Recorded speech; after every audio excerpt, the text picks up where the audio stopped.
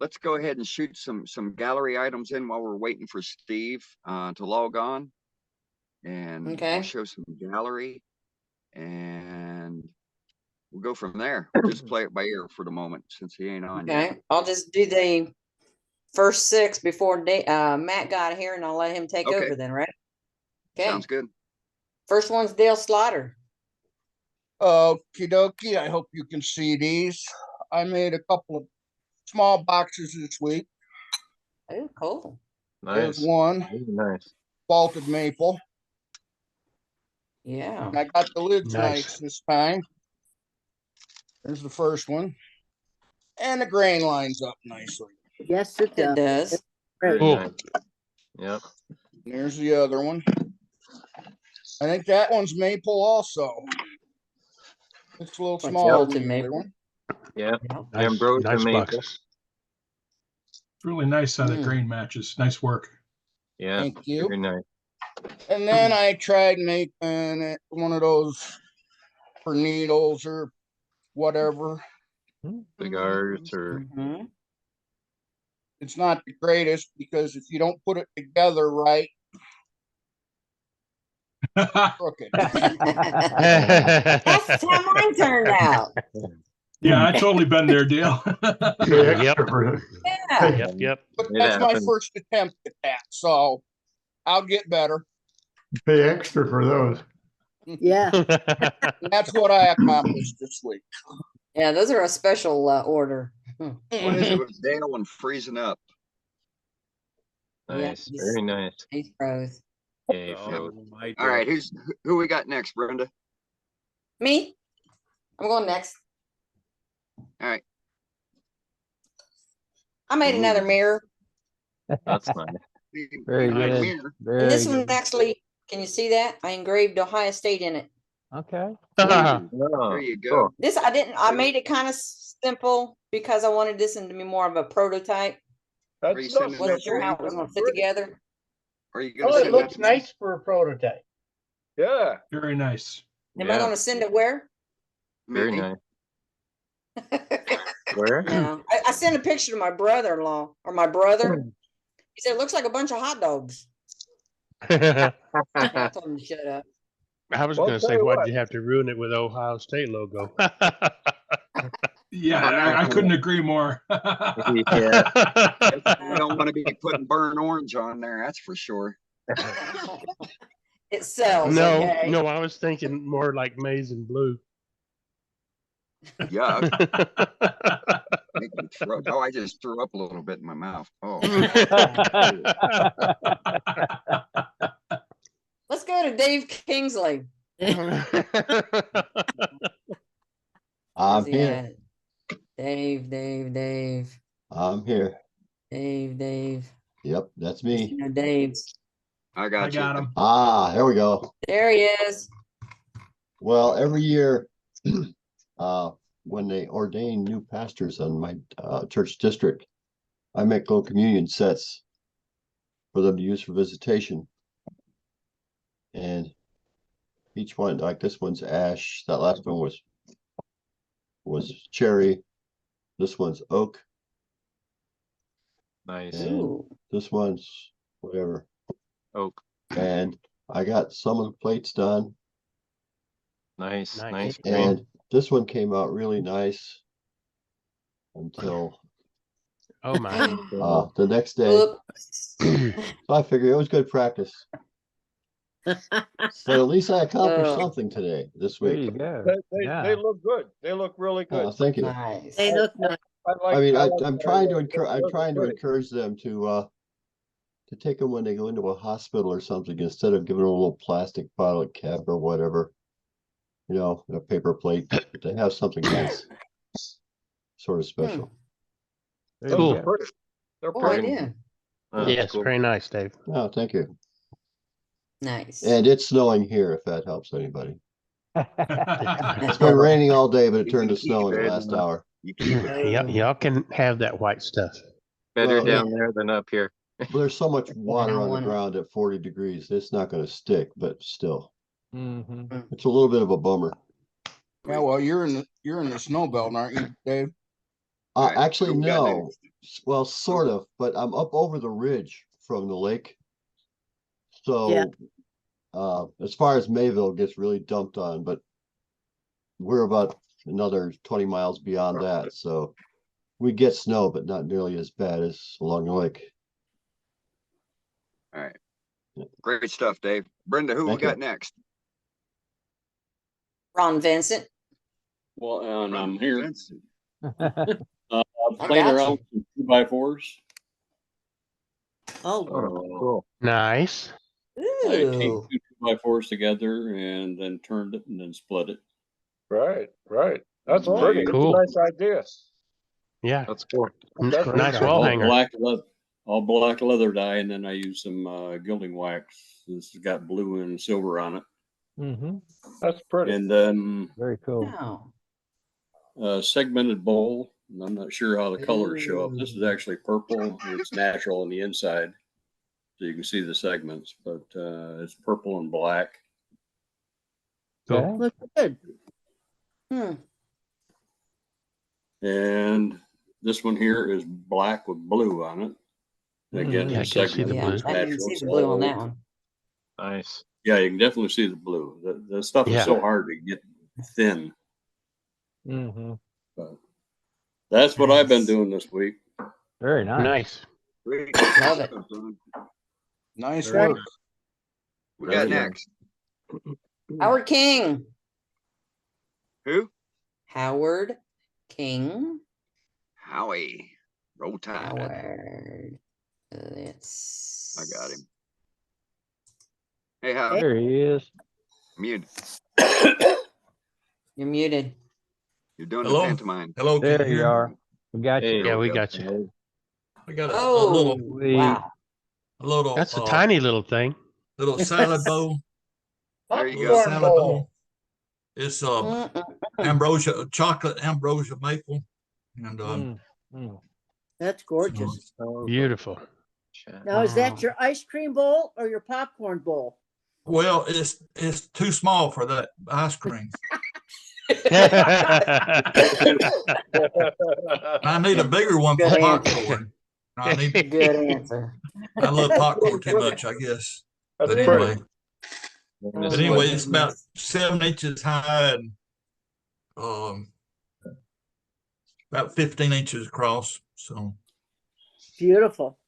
Wow. Definitely ain't putting cottage cheese in that. No, is that something that you turned a while back? Is this second time around, or do you turn to finish when you do things, or Once turned or twice I turned to finish. I turned to That's finish. what I mean, right, that's what I meant to say. Last time I do green wood, and then I, turned twice, but this was one turn. Very nice. One Way time to to go. finish. Nice. And it's Beautiful. got an oil finish on it, so I use Minwax antique oil. So Mm-hmm. that's Good. what's on it. Cool. And I had cored it out also. I got 3 other bows out of this. Nice. Oh, okay. Ooh. Attaboy. Sweet. So anyway, Great job, Howard. That looks All right. good. Love it. Pretty piece of wood too. yeah. All right. Beautiful. I see Steve is in. Yes. Good Do you evening. want to Yes, do? he is. So let's go. Let's We go got- and do our safety moment, and then Well, we'll go over we had to a- Ireland. We had a for our, hey, Dane, we Yeah. had a request. We had a request from Doug Miller to do his gallery before the demo. It's um, only because I've got to do something else. I've got to leave. okay. Okay, actually- I am sorry to make that request. Normally I would refuse to say that, but anyway, did a couple of little walnut bowls. These were a couple of pieces I had, and I wanted to try a couple of things out. And so anyway, these are abrasive paste and wax is the finish. They're about 3.5 by 2.5, something like that. Just a couple of nice little walnut bowls. So Nice. for various things. And my wife she's thinking every minute about something else she can use that for. Then had my demo yesterday. This is a piece of Claro walnut. huge difference between Claro and black. I knew there was a difference. I didn't realize how much difference, but that one came out pretty well as well. Just a nice smooth bottom. Again, abrasive paste and wax just to finish that off. And I forget what I said the measurement on that one was. 8 3/4 by 3-ish, thereabouts. A couple little wormholes. Nice job. So nice colors came out of that too. I was really tickled at the colors that came out as I got that finished. Cool. Yep. It is. It looks very nice. Couldn't find any critters in there though, Brenda. Sorry. Nice job, Doug. That's it. Thank you. Hey, while we're going to Sue, I'm going to have Matt add Al Dawson to the top of your list. It's the only one you did not miss before you came in. Okay. Hi, guys. How are you, Sue? Hey, Stu. Howdy, Sue. Howdy. It's normally I have great days and not so great days, but today was a great day, although I can't really read anything. So we're going to go off the cuff on this one. And I was thinking about it and I thought, let's talk about emotional turning. Some people, when they get angry, they go in there and they want to turn the heck out of something and whatever. But that's when you can get yourself hurt because you're forgetting the safety that you've learned over the years. The endorphins that are released during being angry or anguish or anything like that makes you temporarily insane. So tonight's message is, if you're having any kind of emotional thing, angry thing, I mean, guys like to punch holes in walls, girls just cry. I understand all that, but stay away from the lathe until you get your sanity back. Okay. Only when we're young. Yeah, I hear you. Because we have to fix them when we're old. Right? Exactly. And our bones break easier when we're older. Yep. Our hands don't heal as well. Don't ask me how I know. There you go. So anyways, that's my spiel for tonight. I hope everybody stays safe and happy. And I hope to see you next week. Take care, everyone. Thanks. Thank you. Thank you, Sue. You're welcome. All right. Let's swing over to Ireland. See what Mr. Steve has got going on for us tonight. Good evening. So, as typical with demos, we don't want to interrupt the demonstrator while he's turning. It's easy to lose their train of thought unless Steve wants to solicit conversation during his demo. Let's keep all our comments and our remarks till the end of the demo, and then we can ask away after he has completed with his turning. I am going to mute everybody. So folks, please, let's not be going in and unmuting ourselves to say something unless Steve is asking for it. And Steve, I'm going to mute everybody now. You'll need to unmute yourself. Okay. Okay, don't.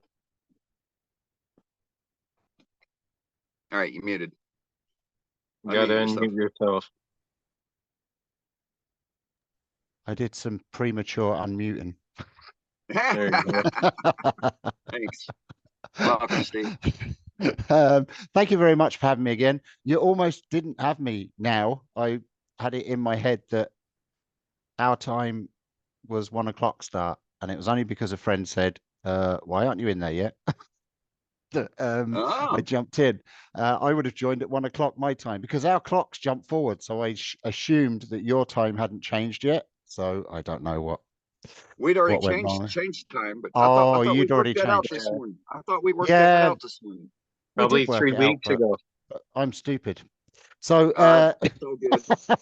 It's all good anyway. When it comes to asking questions and stuff, I'm well used to people throwing questions at me. But I mean, yeah, unless it's something that's relevant right there and then that might be a bit difficult to go back on, leave it until the end. But we'll see. So what I'm doing this evening is I don't actually, well, I do. I kind of have one. I have a rough one up here that I'll show you. We're going to do this stacked barrels off center turning. Now, this is a very rough one. This was from a piece of builder's lumber, and it was a practice piece I was doing ages and ages, probably one of the first ones I did. But this is what we're going to do. Something similar to this, except the top barrel is going to be a box. We're going to put a little lid in it, and it's going to actually be hollow. Okay. And if we have time, we'll turn a separate barrel on its side. So these will be standing on top of another larger barrel. But we'll see how time goes, and we'll get on with it. I'm using a piece of yew. Let me change the camera for you. I haven't used this stuff for ages, so I'm just getting used to it all again. So it's a piece of yew, Irish yew, that we're going to be using, and it's about 50 mil square by, it doesn't matter. Okay.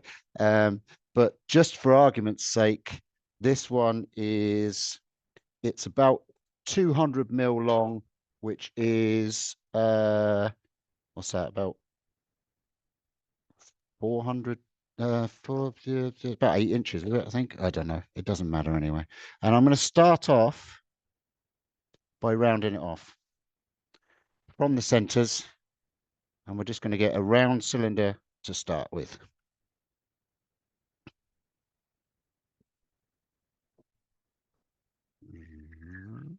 There'll be a lot of camera moving and stuff this evening because, like I said, it's been a while since I've done this live demonstration stuff.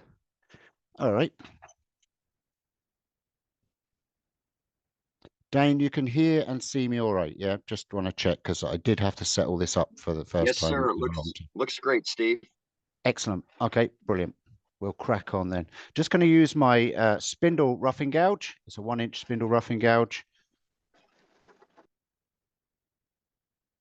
I'm not wearing a shield tonight because of the headset, but I do have glasses on, and I've done this kind of work many, many times, so I know where to stand safely, okay? But I do advise, as usual, to wear all safety equipment, but sometimes it's not easy when you're demonstrating. So I'm spinning at around 1500 RPM there, and we're just going to rough this off.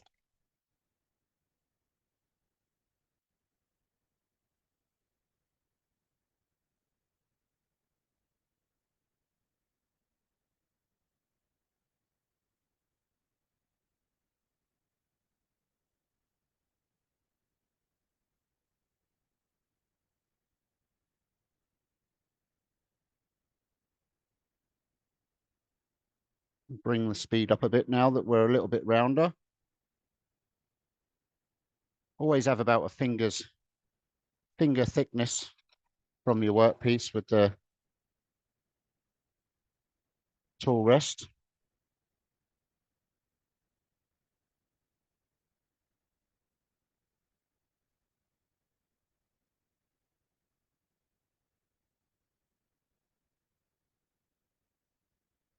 Almost there. Get this cut a little bit nicer just by taking my time.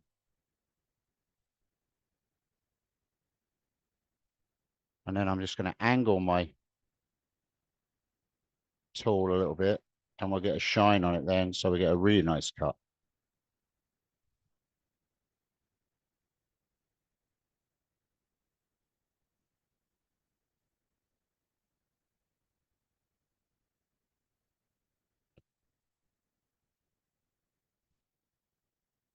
Almost round. I can feel a little tiny. Oh, can I? Yeah, just a tiny little flat there. So we'll go again with that.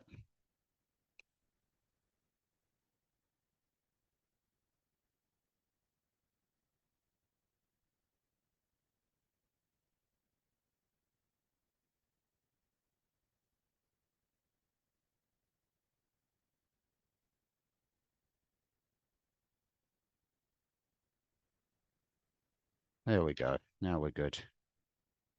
Okay, lovely piece of yew. I'm going to square up both ends just a little bit. This is just a regular bead imparting tool. It's not a diamond bead imparting tool. It's just flat on all surfaces.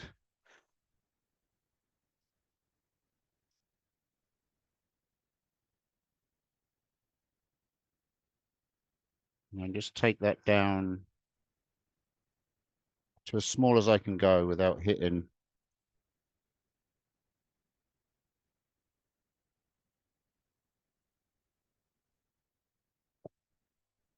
Okay, so that bead imparting tool is what we're going to be using mainly this evening. We're going to be using it as a bead imparting tool. We're going to be also using it as a little mini skew in skew orientation. We're also going to be using it for measuring, but we'll talk about that in a bit. So next thing I want to do is I want to take this back out from between centers.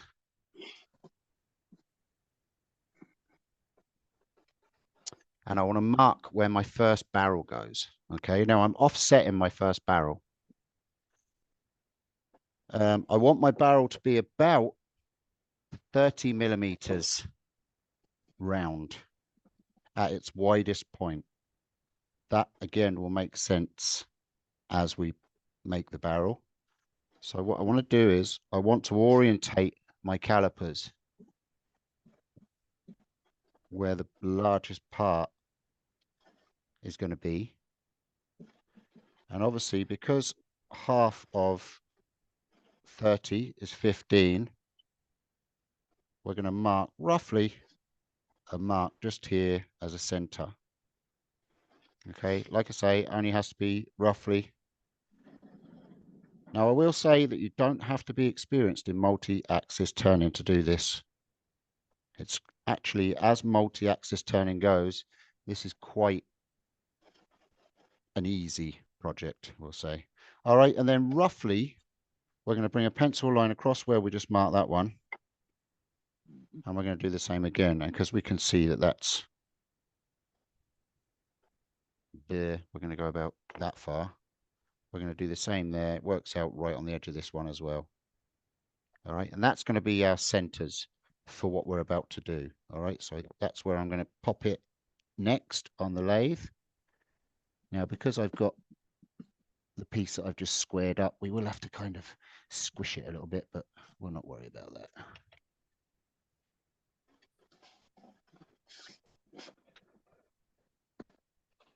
We're going to tighten that down.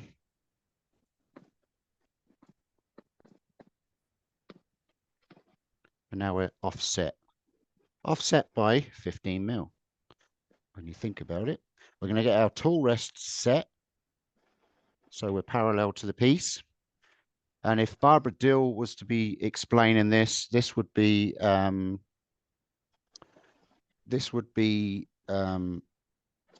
parallel off-centered turn-in. So we haven't twisted it.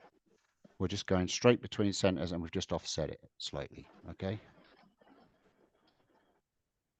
So remember to bring your speed down again because we've gone off center and it is going to be a bit wobbly for the lathe. And we're going to check it at a slow speed and we'll slowly bring our speed up.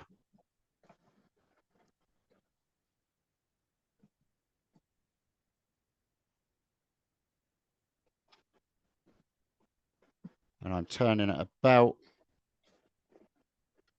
1200 there-ish, in and around.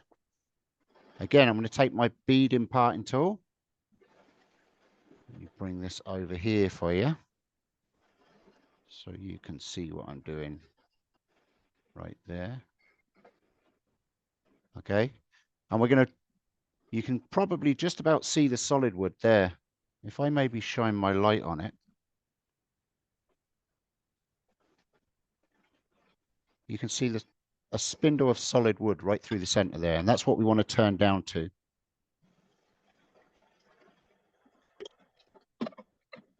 So I'm going to make my first cut. All the way down to solid Steve, wood. you Yes. moved, Steve, you moved your camera away from where you're turning. Ah, Thank great you. job. That was really clever. Thank you. We got it, Heather. I've mirrored the camera. That's why I got confused there. All right. So now I've cleaned that end up. The length of my barrel is going to be 50 mil. So I'm just going to put 50 mil on my caliper here. And I'm going to put a mark. 50 mil is 2 inches.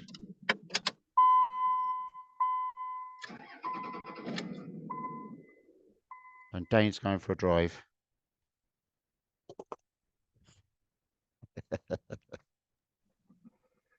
It's getting cold. I gotta turn the heater on. Oh, don't blame me. It's cold here too.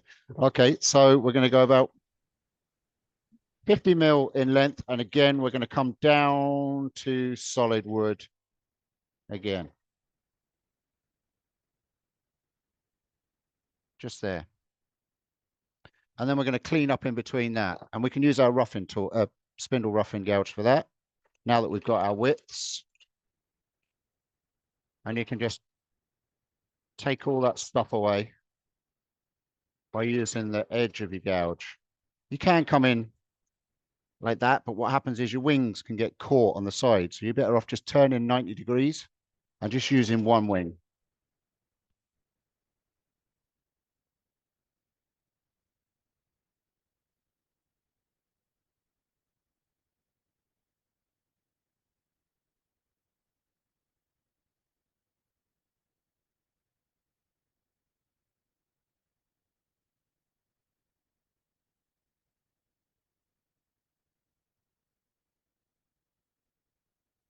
All right, get it down to somewhere near, and then we're going to use our bead and parting tool again, and we're going to turn it at an angle. Oh, well, that bit is there, but we're going to turn it at an angle, and we're going to go across just like a skew. And get as clean a cut as we possibly can. I don't think we're quite down to round yet, because I can feel it jumping. We'll turn it off and have a look. See, it's doing a little jump. So we're not quite at round yet.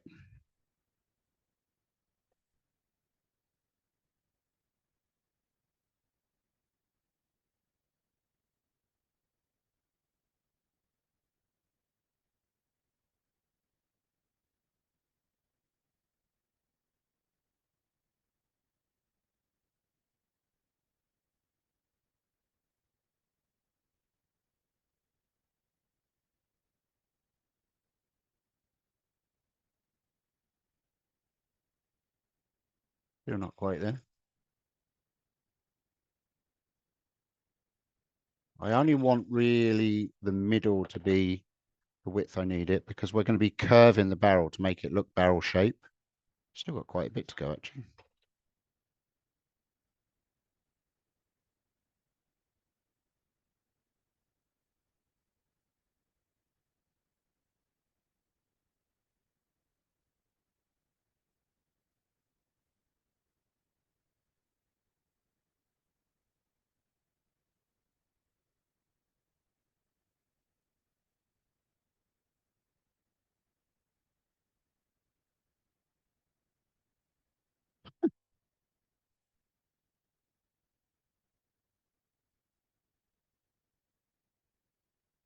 It's not getting there where I want it to be.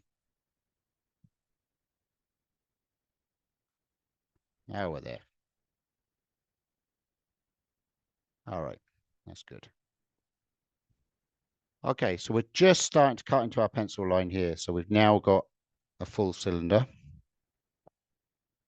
It's probably a little bit narrower than I want it to be, but that's okay. We can make all the barrels the same. As long as all your barrels are the same width, it's all good. So we're going to make sure we set our caliper to that. I'm going to clean this end off here where we had our original piece. Okay, so before we start shaping our barrel,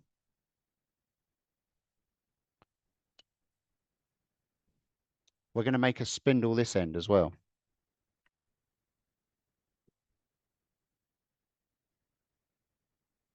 And we're going to turn it about the same size.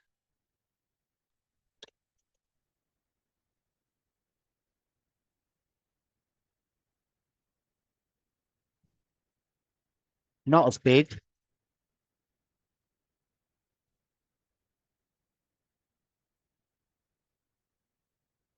We'll go about that deep, maybe a little bit deeper.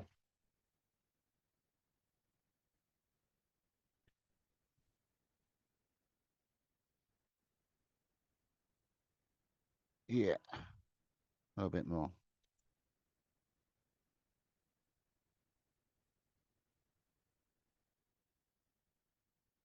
And we want that to be round as well.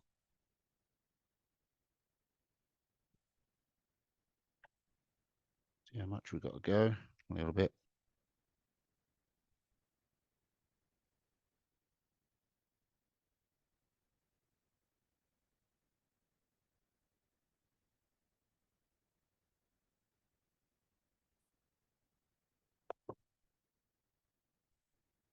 Okay, we're round enough on that. Let me just get my size.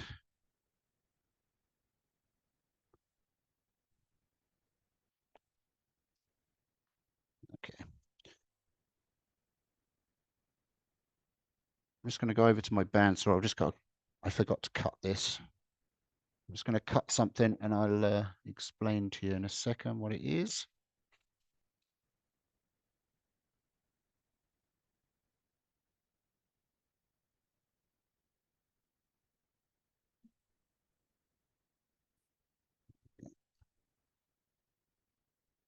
Super duper. Okay, so we're going to take that back out. Ooh. That was super zoomed in.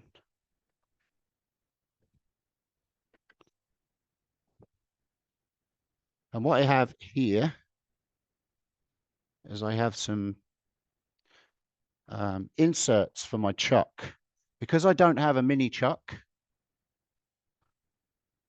I don't have any, well, I do have a mini chuck, but it's not great at holding stuff like this.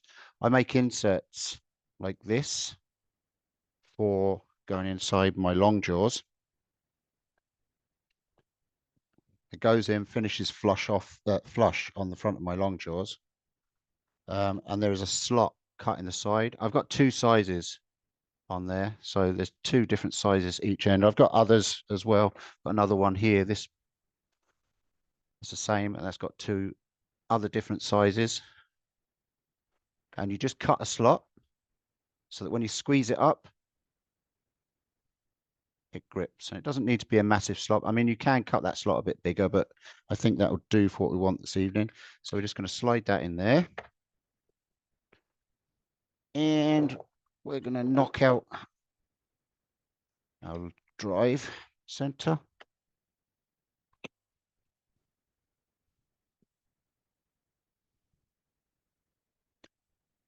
If you're having to whack your drive center with your bar, with your knockout bar, you need to clean your drive center. So just run a bit of steel wool or very fine sandpaper over that, because it's binding. And if you're having to whack it and smack it, it's getting stuck for a reason. Don't ask me how I found that out. Okay, so we're going to put the chuck on. And we're going to slide this in. Now, it should expand slightly, hopefully, if we're the right size. Oh, we're good, yep. And then we're going to bring our tailstock up just to get it centered. I'm going to push it all the way in. Just like that. And then we're going to tighten it down.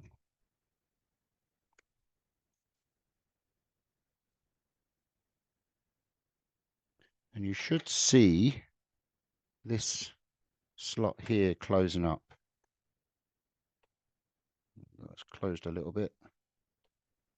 There you go. It allows the wood to move and grip. There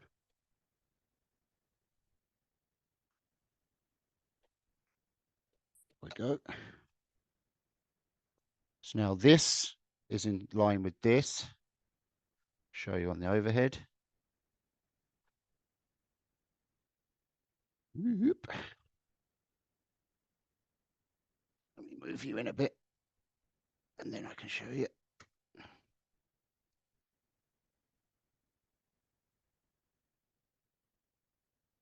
There you go. So these are in line, and then this part is off center, okay? So now we're going to work on our barrel, and we're going to actually shape it. Bearing in mind that this is going to be bigger than this, so make sure that your tool rest isn't in the way. And again, we're going to use our beading parting tool to create the barrel. Okay. So we're going to go roughly the center of the barrel.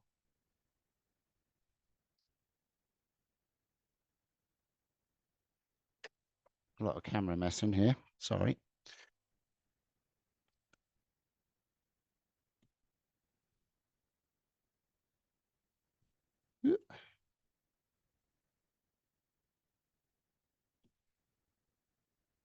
I don't know what happened to this. Oh, actually, I do know what happened to this. I had a slight... Camera's fighting it. No, I tell you what happened. I had a piece come off the lathe, and it was quite a mad piece, as you can imagine, the kind of stuff I do, and it broke the stand, and I just realized I've got it taped. So yeah, I bet. There we go. There you go. Now we're good. We're a bit zoomed in now. Okay. So we're going to form our first barrel. Okay. So I'm going to use the width of this tool as the bands. See, we have 3 bands on these. The width of the tool is going to be the size of my bands. Width of my tool is going to be the size of these bands.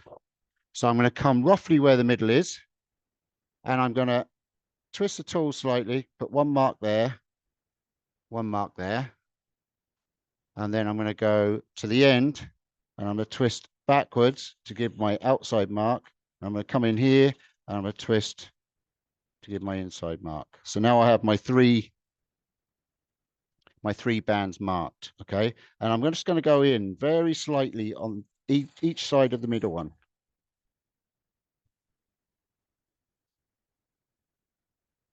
Just like that.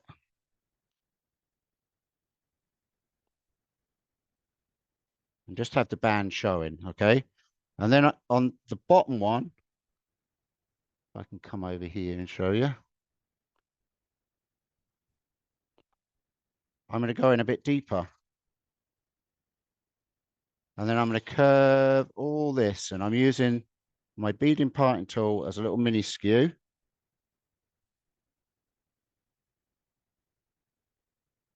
And I'm just tapering that down and curving it so the barrel looks as if it's barrel shaped. And then obviously our bead then, our band needs to be reduced just slightly to make it all proportional. And then we'll do the same this side. So we're going to come down and we're going to shape.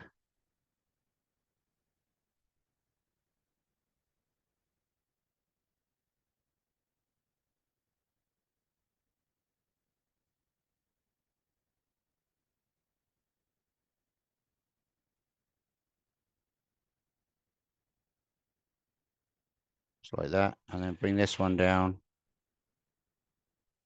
Because you don't want a big thick band top and bottom. And just round those off just slightly. Now, usually you would sand these. I'm not going to do any sanding tonight, just for speed. And there you've got your first barrel, okay? So you can sand it up then, sandy. It's pretty clean cut anyway. That's not quite in the middle because I'm rushing. But hey, pretend it is, okay? Pretend everything's perfect. Okay, and you can either scorch these rings using a piece of towel, which I don't have here, but anyway, or you can use Sharpie. I'm just going to use Sharpie tonight. And you can blacken those in. Obviously, you do all this after you've sanded. How would you use a towel to blacken the piece? Okay, so you can do it with friction. Let me find a piece of towel and I will show you exactly what I mean. I've got an old piece of towel here that I'll use. And it's just paper towel. Just a normal piece of paper towel, and you bunch it up.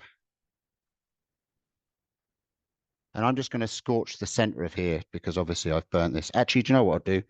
I'll just clean that off again, just for demonstration purposes.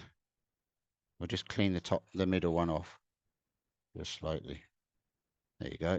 All right, so you bring up your speed quite fast as the lathe can handle. Got a bit of a wobble there. And you bunch up your paper towel.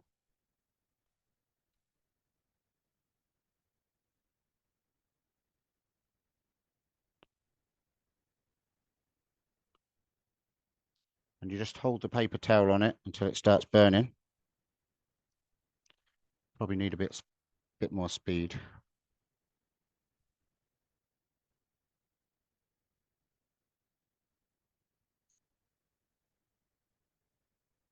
There you go, it's starting to burn.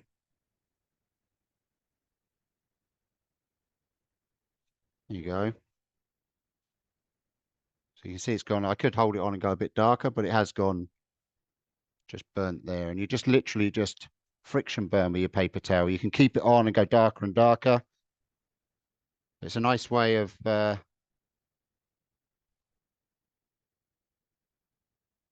you go.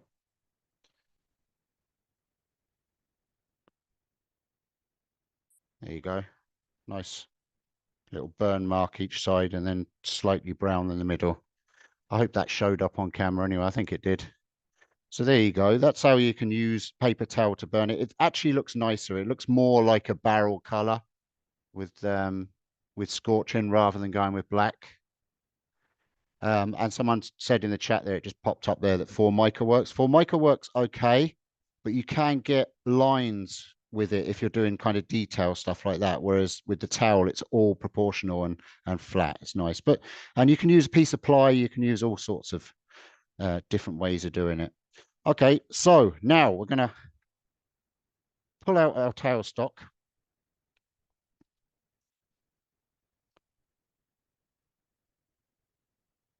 And we're just going to drill this out. See if this drill bit would do the job. Yeah, it should do what we need it to.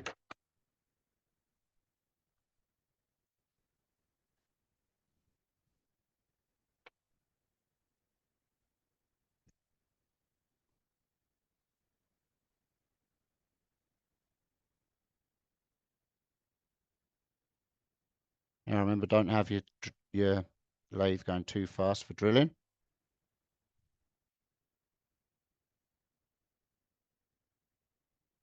And we're just going to drill that out quickly. Yeah, it looks like it's out of center right now. Yeah, it has. It's just gone a little bit wibbly wobbly. All right.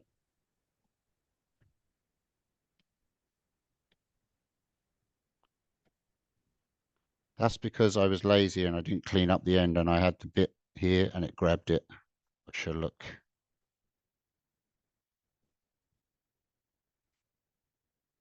I'll get it close enough again.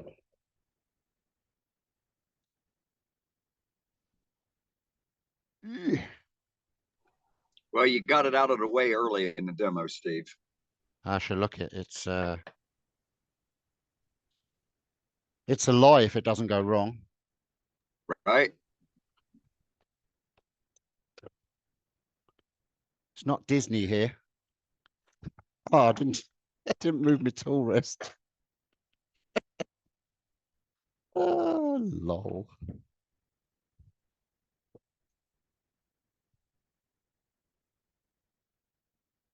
Like I said, I haven't done live for a while. Can you tell?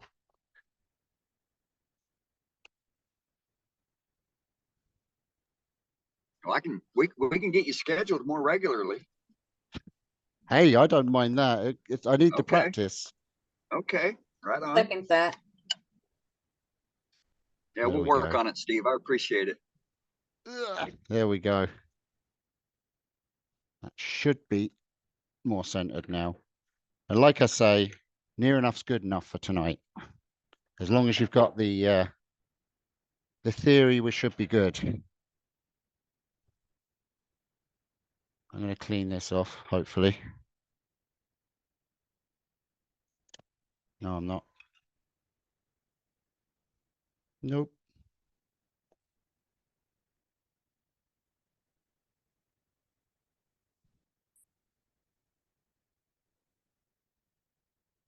I know what I'm going to do.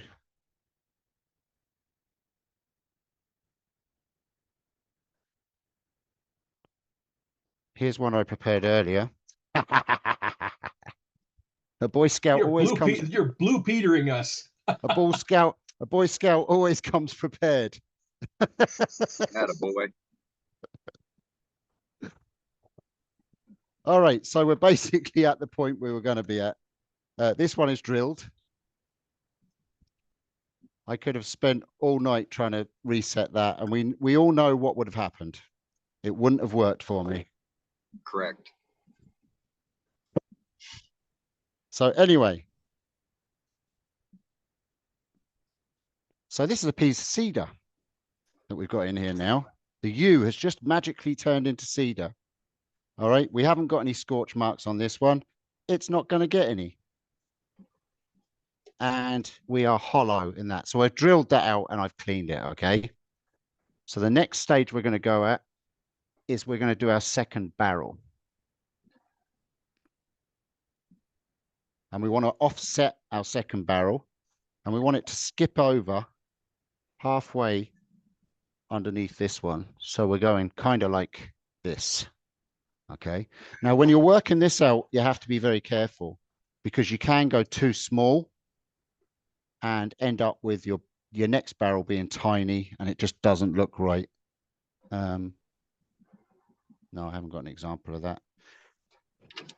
Who'd keep their mistakes, eh? Okay, so what we're going to do now is, all we're going to do is we're going to tip this over slightly in the chuck. And I'm going to show you what I've made that I use.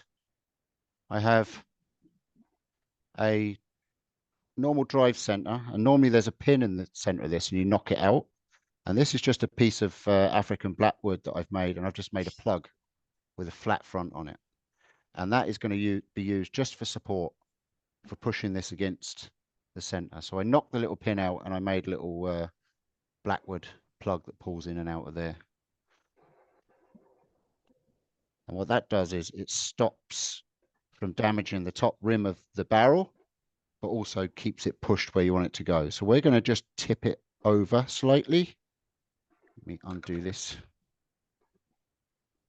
a little bit more so we've got a bit more movement. Now, like I said, I want my barrel to be roughly halfway. So I've got to envision my barrel coming through here. So I'm going to wind this out for a bit of pressure. If you put that center, that plug center on the rim, Steve, doesn't that get you your center right where you want it? Yes, it will. So my center will be there. Exactly. Okay, great. Roughly in and out. It roughly, yeah. So that actually is big enough. It fits inside. That was a fluke. But I want this to be off center. So I'm going to just work out roughly where off center is going to be. And we go through center. So you can imagine a line going through. If we have our chuck here and we have a line going straight through the center of here, we want to make sure that our barrel doesn't come too far over. And I think I'm pretty good there. I think I'm good there. Come in just a little bit. Oh, there we go. So I'm going to tighten that tailstock down, push it into the chuck, and then I'm going to tighten up my chuck.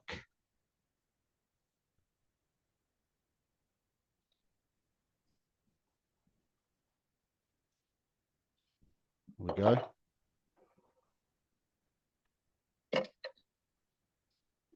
Now I want to mark my 50 mil again in my length.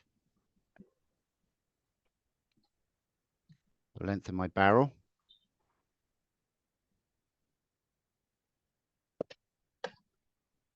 And then we're going to go again.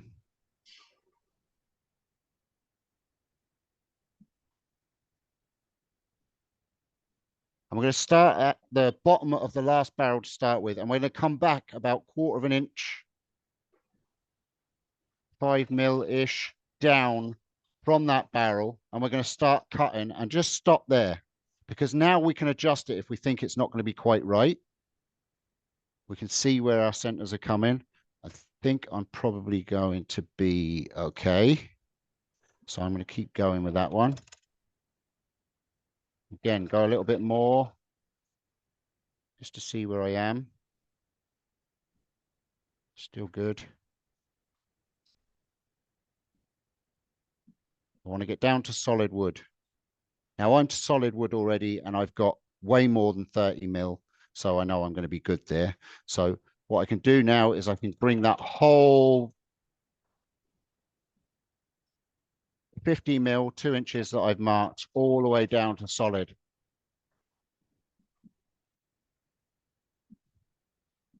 You can use whatever tools you want. I just find that using this parting tool, because you have to be sometimes a good distance away from your workpiece with your tool rest, you've got a lot of overhang. This bar is quite strong for a certain amount of overhang. And you've also got to remember that if you have got overhang on your tool, that you're across the top of the support of the tool rest, the center spindle of the tool rest, so that if you do get a catch, it's going to put all that force down through the spindle, not on the edge of your tool rest, and snap your rest. A lot of people, when they're doing off center and multi-axis stuff, they snap their tool rests because they work off the edge of the tool rest, get a catch, and then bang, it's game over. Gives you a bit of a jump too. Okay, so I've got this little piece here. I'm going to start working my way back very slowly to the bottom of my other barrel.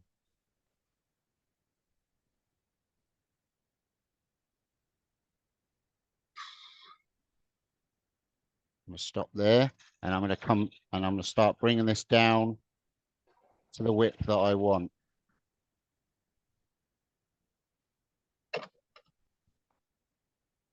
So I reset this because when I got there we go. So I'm going to my widest part of my barrel, which is the center, and I want all this to match in.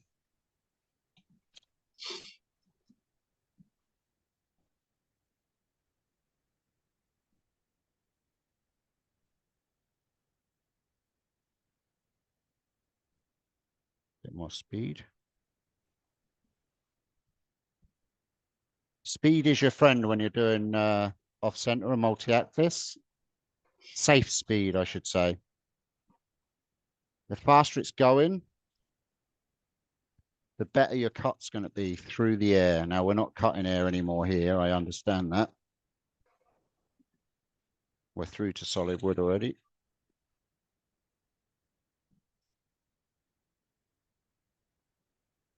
Now, don't forget that these are called beading parting tools for a reason. They're not just to be put up into your tool rack and used for parting off pieces of wood and finished projects.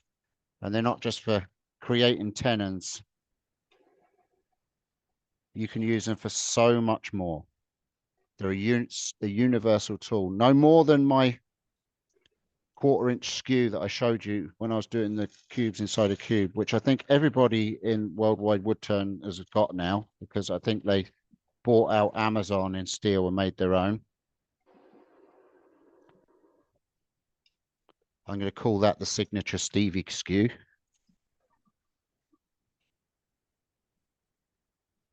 This is just like a 1/4 inch skew.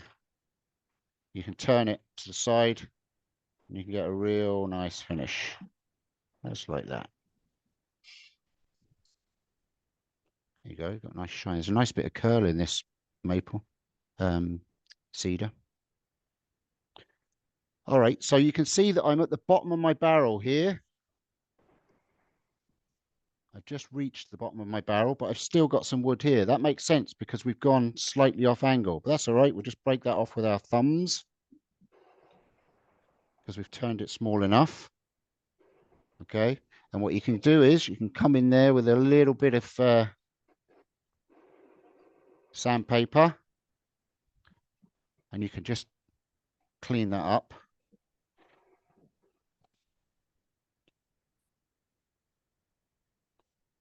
You will clean it up much better than I'm going to tonight, but you can even use a file or a sharp knife, skew, anything like that to just clean that up. Okay, just round off the edge of your barrel as well. Do all that cleaning while it's in there, while it's in that position. All right, so that's got rid of that little piece that was at the side, which got a tiny little bit there that I want to get rid of. There you go. Because it all creates the illusion that it's a barrel sitting on top of a barrel. Now we've still got to come down a little bit more. Oh no, we're about right. I did size it right. That's all right. Just this end's got to come down. Okay, and then we're going to do the same again. Work out roughly about center. I mean, you'd measure it, obviously, if you want it to be accurate. And then I just put a line there, come to the side of this one, line there, side of this one, line there. And then again, we create our barrel. Go down just slightly, down just slightly. Do your middle one first, get your band showing. Then go down the end one, a little bit deeper, and start fading that in and curving it down. Kind of an elongated bead that you're making. And bring that down. Just like that. And the same this side.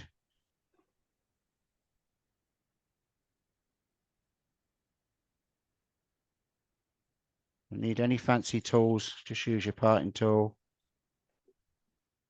And you get a really nice effect.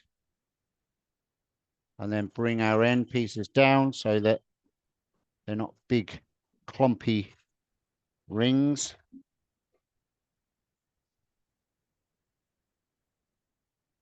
Just like that. And then you can just roll over the edges of each of your bands. Just like that. Ooh.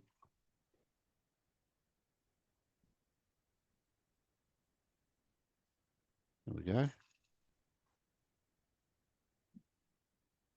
That should be barrel number 2. So we've got just a little bit of overhang here.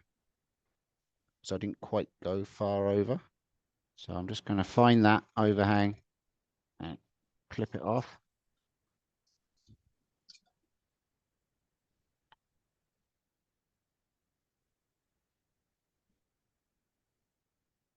Just take it off. Just by hand, take off the majority of it and then come back in with you. This is where your sharp tool comes in. If your tool's not sharp, you're just going to flake that off. And then sand that again.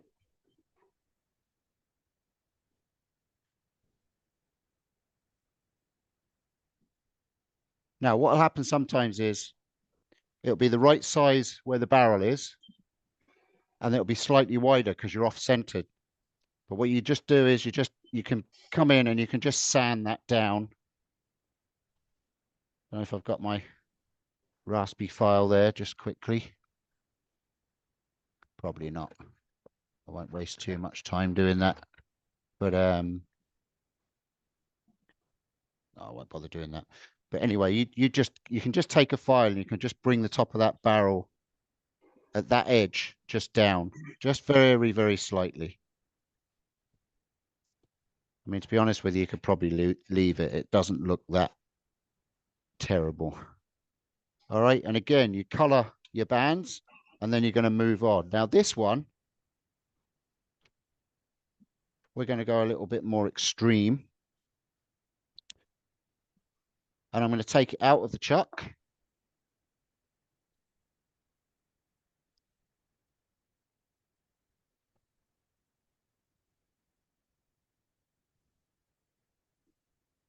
That comes off quite easily.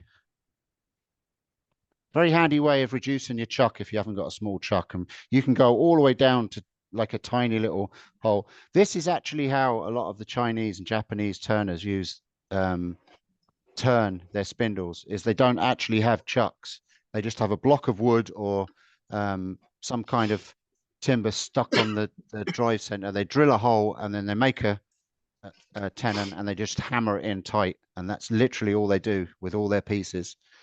Trying to think, there's a professional turner as well that doesn't use chucks. He only uses jam chucks. Is it Lyle Jameson? I think maybe, I don't know. Nah, he's a faceplate man. Oh, he's a faceplate man, is he? Okay, so what we're going to do now, we're not using the insert. We're going to put the whole piece in the end. Make sure we've got room for our 50 millimeters. I'm just nipping that up at the moment. And what I'm going to do again is I'm just going to kick it over slightly. Now you can go real extremes depending on the size of wood. Now, obviously, if you've got a bigger spindle, you've got more chance of really pushing it over and making it like the barrel's twisted. For this, I'm just going to kick it down probably. And what you're looking at is you want to make sure that both these barrels aren't running true, because if either of those is running true, your next one is going to be the same as that one. Does that make sense? So you want to make sure that all this is all still wibbly wobbly. And that is a technical term, wibbly wobbly. That's better. That was my next question, Steve. Yeah. That's going to be in my book. Depends on the amount of wibbly wobbliness to where the cut is. Now that's good. Again, I'm going to use my tailstock for support, just for that added support and pressure. Don't have to tighten it up tight, but what it does is it stops it from moving in and out as well. So we're gripped in all directions. And that little stop really works well on the edge. Okay. Right, I think we're going to go with that. I think that's probably going to work where we want it. If it doesn't, oh well. It was fun while it lasted. It'll work. You can't take life too seriously, folks. Okay, so we're going to mark 50 mil again, 2 inches.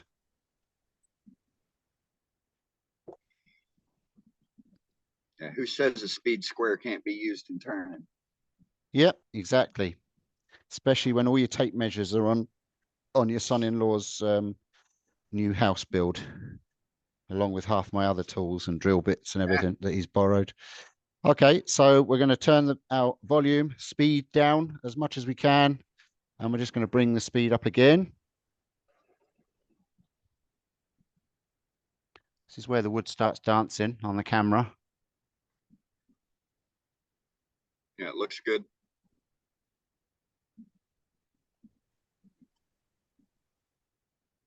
Now, depending on speed, sometimes it starts looking as if it's spinning backwards, and that really messes with your head. Okay, so again, we're going to come back about 1/4 of an inch back from where the bottom of our last one, and we're going to start cutting in again, just to get a guide of depth, remembering to give yourself some wiggle room that we don't bind up. Now I think we're down to solid wood there. We're almost anyway.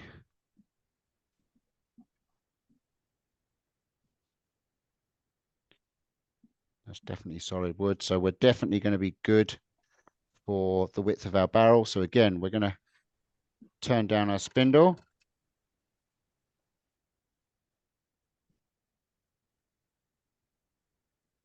Now these are fun, these barrels, because what you can do is, I've done a couple of variants of these. I did a Captain Hook version as well. If you look on my Instagram, if you're not following me on Instagram and you are on Instagram, you can go ahead and follow me. It's Steve T just on there, or I think you'll even find it if you look up Temple Boy Turning. But I think it's Steve T. And if you look on there, you'll see the Captain Hook one I done. And basically what it is it's Captain Hook's peg leg on the bottom, I think it is. And then it's a barrel on top of that. And then I think I have his hook, or his hook's on top, I think. I have pieces of 8 on top of the barrel. So they all look like stacked pieces of 8. And then I have his hook, I think. I can't remember which way round it was. But you can have a lot of fun with making ornaments and talking pieces doing this kind of thing. You can do stacked rocks, pebbles. You can do all sorts of stacked ideas. So you can see that we've got a really wide piece of spare wood here, and we're almost at the bottom of our barrel here. We're going to get that down to as close as we can.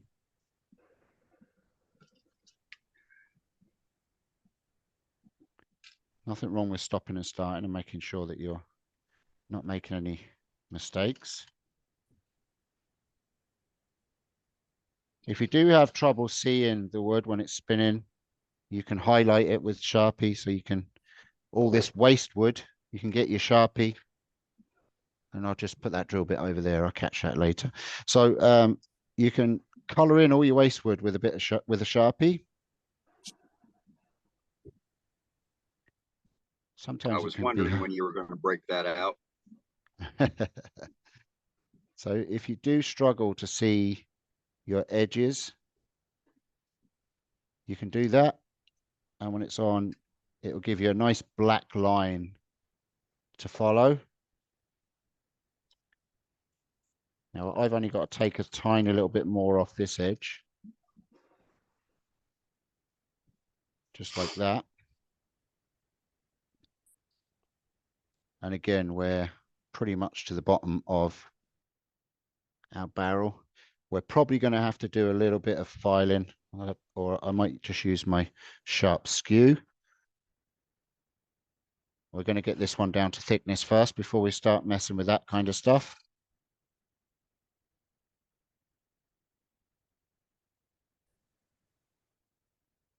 Now, Dane, if you make sure you keep me posted with time, so I know where we're at. You were doing beautifully. You got plenty of time. Good.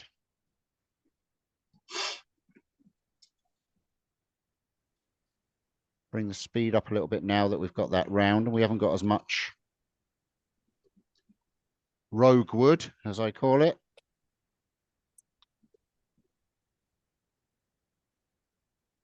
I'm just roughing this down to size.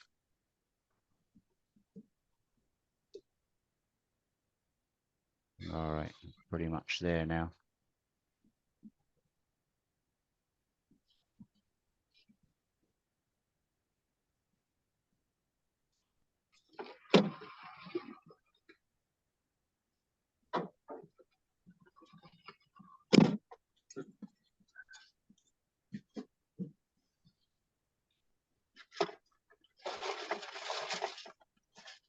All right, we're nearly there.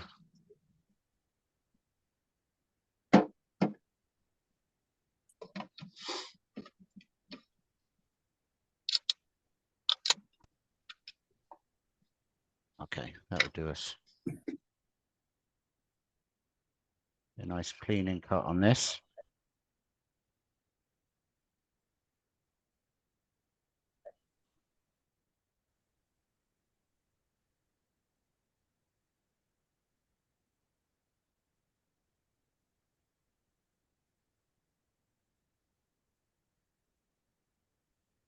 I do love it when I do that.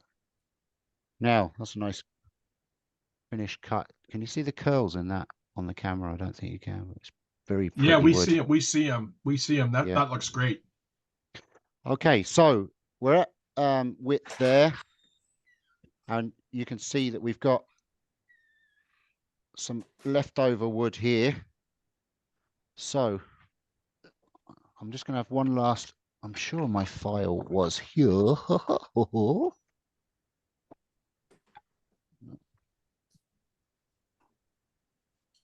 know why I would have put that in the box, but sure, look, that's, here it is. It's okay, everybody, stop panicking. I found it. Stop looking.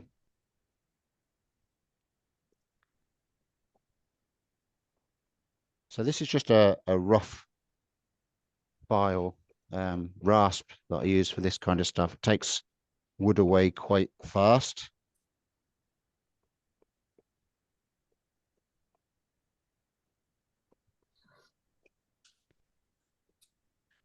The only thing is, if you slip, it wrecks the rest. 7, and I want, let's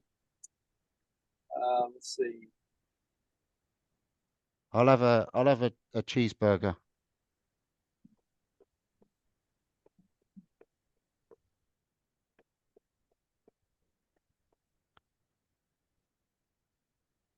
There we go. We're just getting rid of that excess wood. And what we want to do is we want to also take it down just here, just slightly, and flatten it up.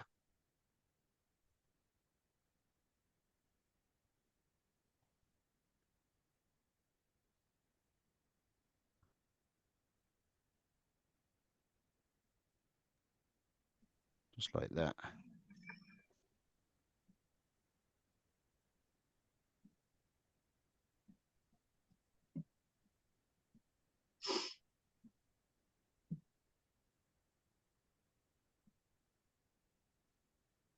Now, obviously, the more drastic your angle on or your offset, the more of this cleaning up you're going to have to do.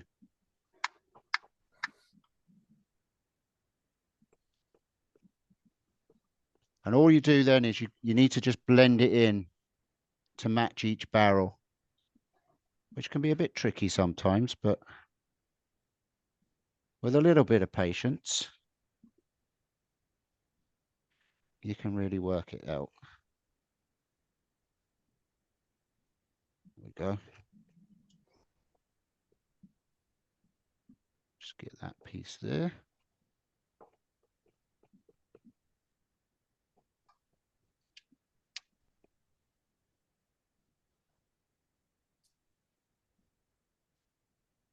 So that piece becomes the top barrel, and the other side becomes the bottom barrel. And you can really kind of blend it in. It's actually a lot easier than it looks. It does fall into place. There you go. So that becomes the bottom barrel.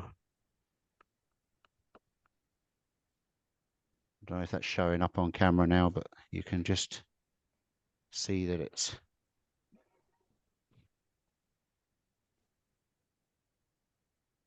and all you're doing is you're just creating an optical illusion. Now, what I do then is when the whole piece is finished and you've done all your sanding and your shaping, I take a knife. I'm just going to sand this a little bit so it doesn't look as manky. And don't forget, we are going to be turning this into a barrel, but I wanted to get rid of all the excess wood first before we start doing our rings. And we are going to have a tiny little bit more sand in once we get our ring done as well. But at least this gives us an idea of where we're heading. Manky is another one of those technical terms, right? Manky, yeah. Manky is a London word for so that's pretty good there. You can see that looks as if it's standing on top of that. So now we need to define this. Well, what I was going to show you was how I clean it up. Where did I put me knife blade? Do you know what? I'll just use my large skew to show you. That's sharper than any knives I have around here anyway. So what I'll do is when I've finished defining all the barrels, I'll take a sharp blade, put it right into the corner there, and I'll roll it around like this.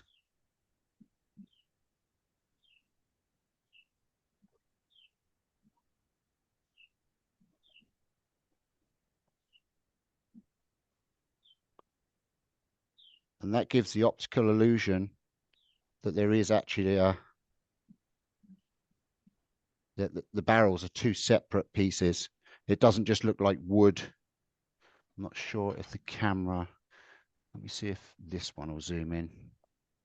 You're trying to create sharp corners or sharp edges. Is that what you're doing? Exactly. So what happens is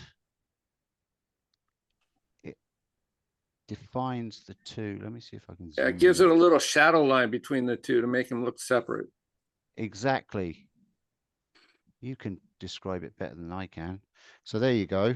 So all we do is we take our sharp blade, put it right into the corner where the two meet, and you just roll the edge into there like that.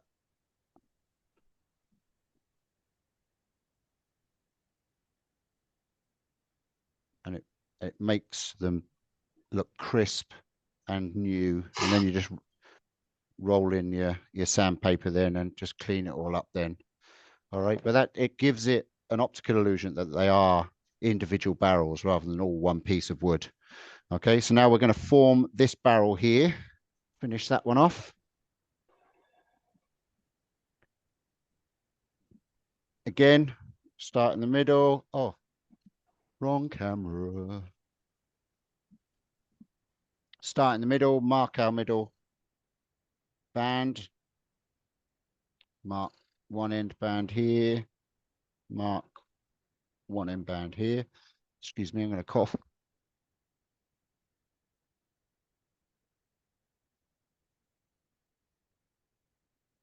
Get myself a drink.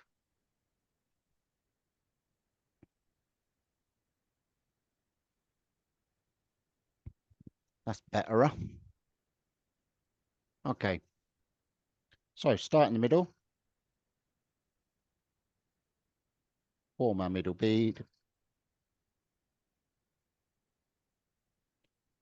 And then come down at the end and roll it up.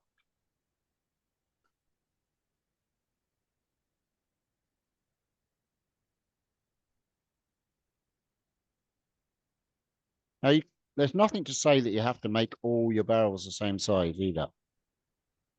Do you know you can do different size barrels? You can do different color barrels.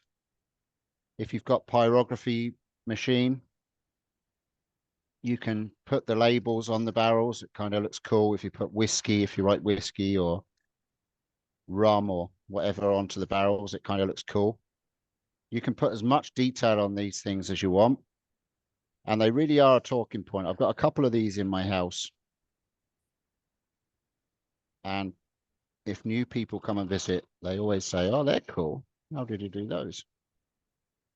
And then I explain how I do it.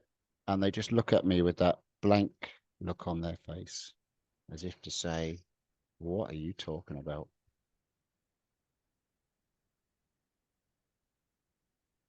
And I love that blank look on people's faces. It means I'm doing my job properly. So there you go. That's another barrel formed. So now we have three barrels.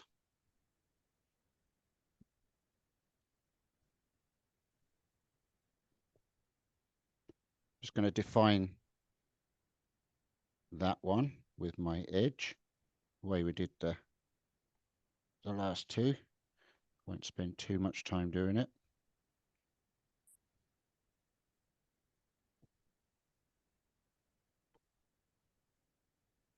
There we go. So with 3 barrels, top one is hollow to give the illusion that they are all hollow barrels. All right. And now what I'm going to do with this is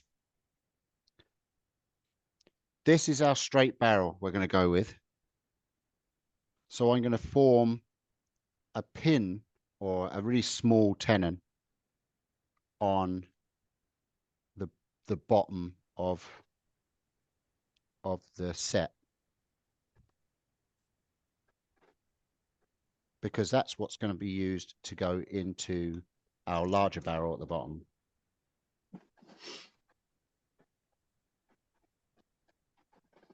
And we don't want to have them standing straight. We want them to look wonky. So I'm going to form a tenon on the bottom of here.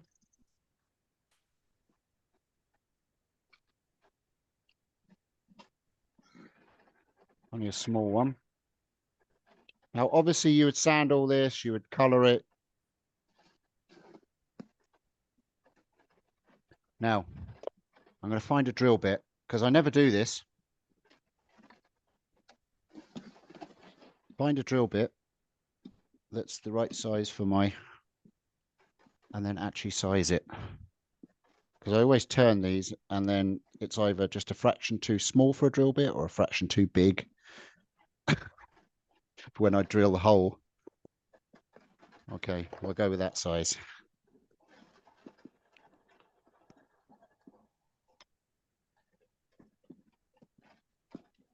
So we want our bottom barrel sitting straight, is what I was trying to say.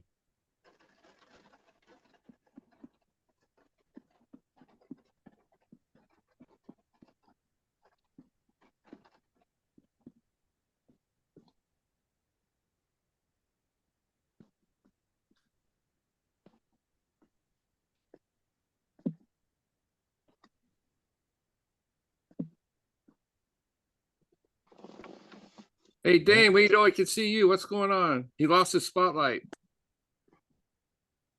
What happened? Oh, there? okay. Let me get Steve back here. There we go. Have you been hearing me okay? Oh, yeah. Yes, we have. Oh, that's okay, yeah.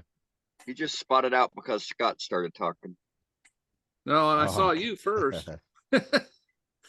You showed up on the spotlight first. It was momentarily. It's all right. Carry on, Steve. Yeah, it's okay. We'll blame it on everybody. It's everybody's fault. That way it's nobody's fault. So there we go. I'm turning it much longer than I need, but I can always cut it down to length. So that's my 3 barrels done. There's a little bit of sanding to do, but I shall do that at a later date. But you get the idea. Okay. So I'm just going to chop that off.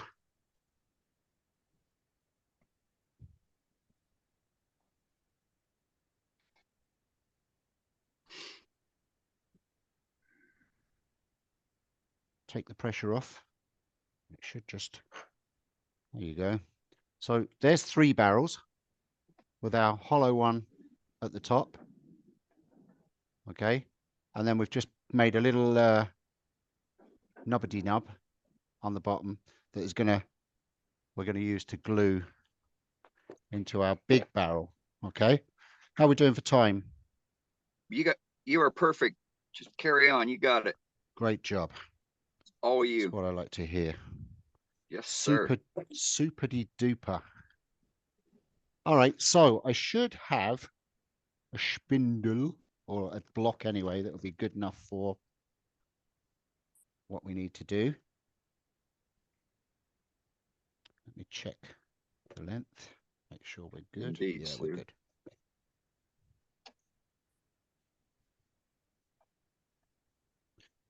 Okay, so we're going to find the center of this. I'm only going to do it roughly. About there. About there.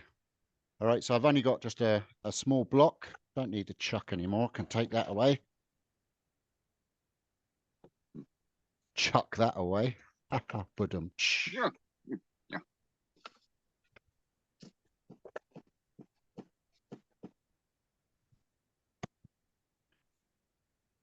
a live center back in. That's the one that fell on the floor. Take our support live out.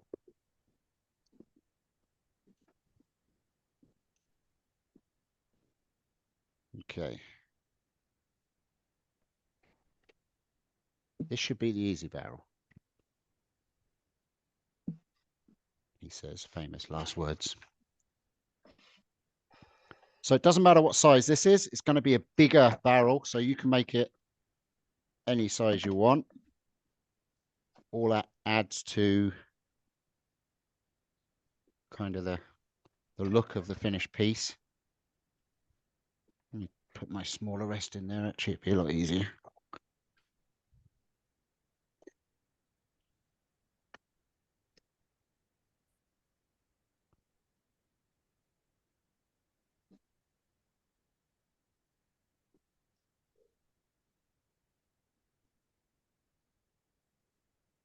We're just going to round it off.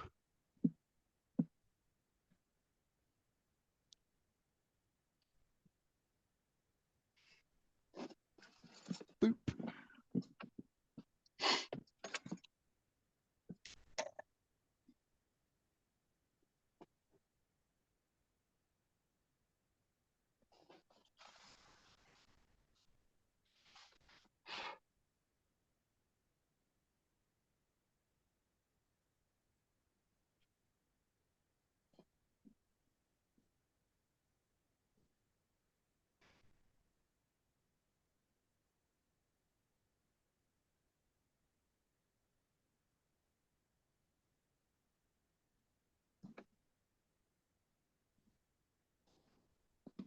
Okay, proportion wise, we're pretty good width and length on that, I think.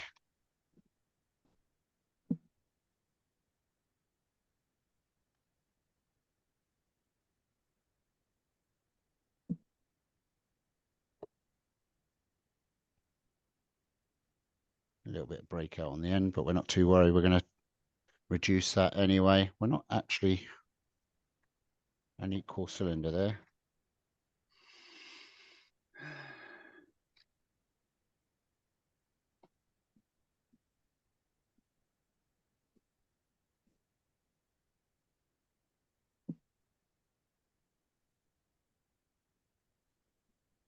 Okay, parting tool again. I'm going to go with a slightly wider bead in the center now. So I'm going to put a mark just there and a mark just there. It's roughly the center. We're going to put one there. Actually, I'm going to clean that end up first.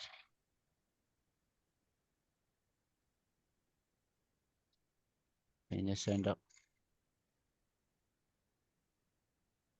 We're going to be doing things with the end anyway in a little while.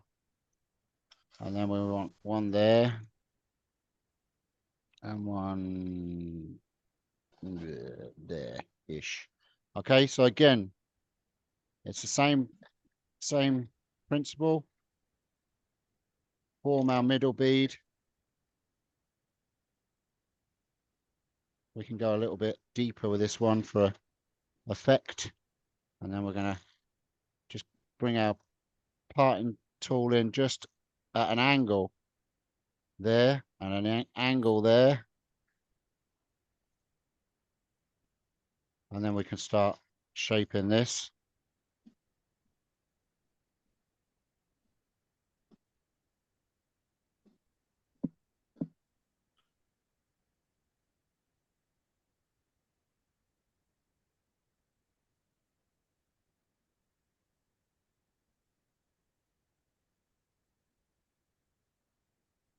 Same with this one.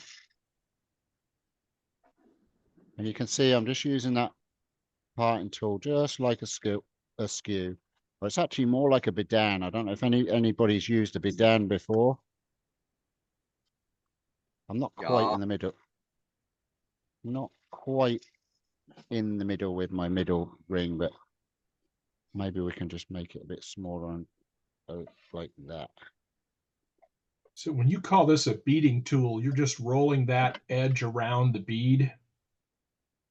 Just like you're doing Exactly. right there. Okay. Yeah, exactly. So these are actually called, if you look them up through history, these are called beading parting tools. They're not just a parting tool, and they are literally used for traditionally for creating a bead. So you would hold it just like this on your bevel, and you would roll the point, the corner around one way and roll it back the other way. And it's a really nice way of forming a bead. I can actually do it very small here.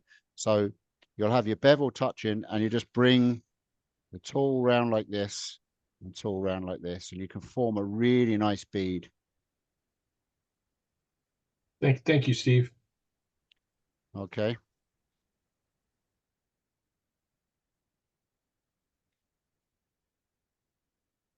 You can do so much with a parting tool. Okay, so now we're going to bring our ends down because we want it to look barrel shape. So we're going to shape these as well.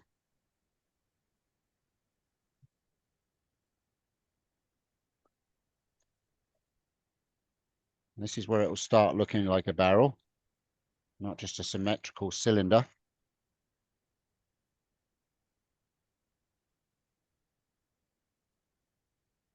Now I make whiskey decanters and beer decanters barrels just like this, except I'll cut the top off, I'll hollow it out.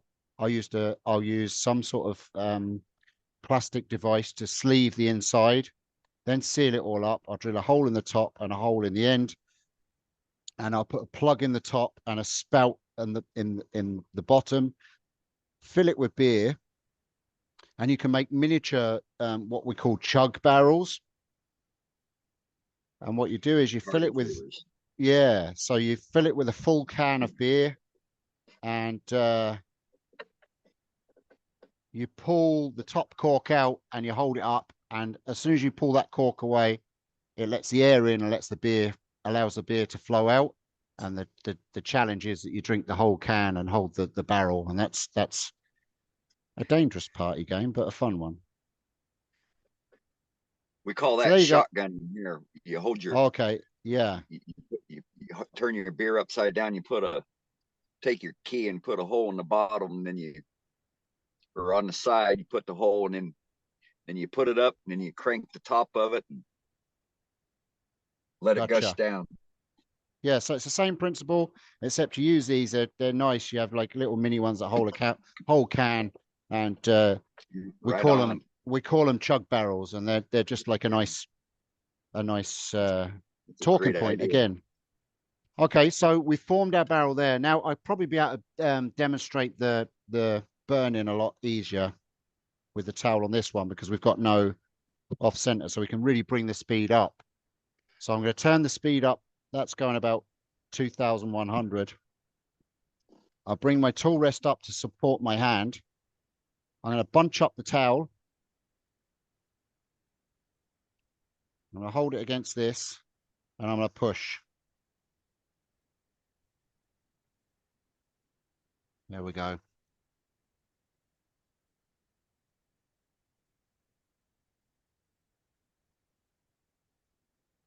There's one.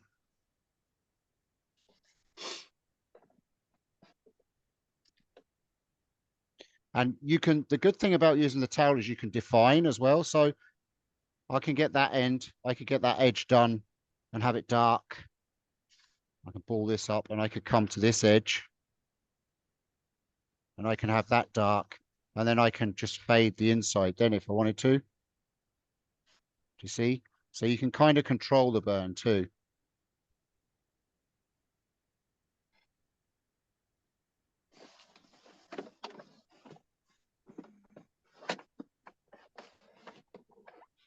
There you go. Fire, fire, fire. Fire, fire. Yeah, exactly.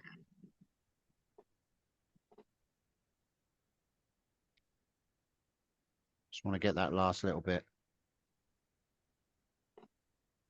There you go. And it's quite a nice shiny burn too, because you're burnishing it, right? There you go. And it gives it that real kind of barrel look rather than a stained barrel look, rather than just a full black color. There's some white, there's some burn, you know. So now there's a little bit of chip out here. We're not going to worry about that. So that's that. Now what you can do then is you can take your pyro pen and you can come down and you can form the lats of a barrel if you want.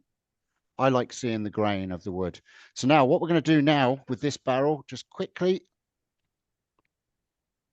is we're going to knock out our live center again.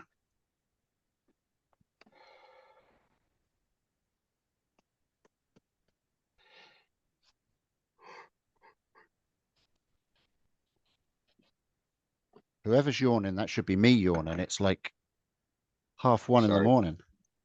Yeah. I'm not sleeping in my own bed, so I'm really not sleeping good at all. Oh dear. That's never good. So we're going to put our chuck back on and we're going to hold our barrel in the chuck. Just lightly. We're not going to clamp it down tight because we're going to damage it if we do that. I just want it held. Now, if you think of a barrel, they have a lid put into them, and the lid generally tends to be inset into the top of the barrel, with wooden barrels anyway. Some have external lids that you kind of pop out from the side, but others, they're kind of set in the top and you have to pry them up. So we're going for that type. We're going for the proper rum barrel.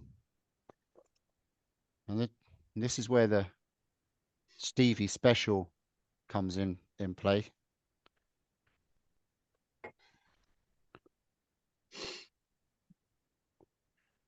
And we're literally just going to form a lid. We're going to clean up our center marks. Now you can also hollow this if you wanted to and make it into a box.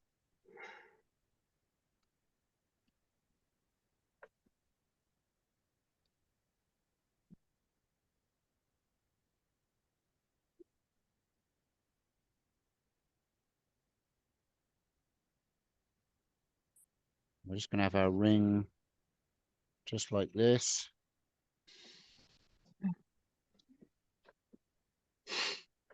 Go,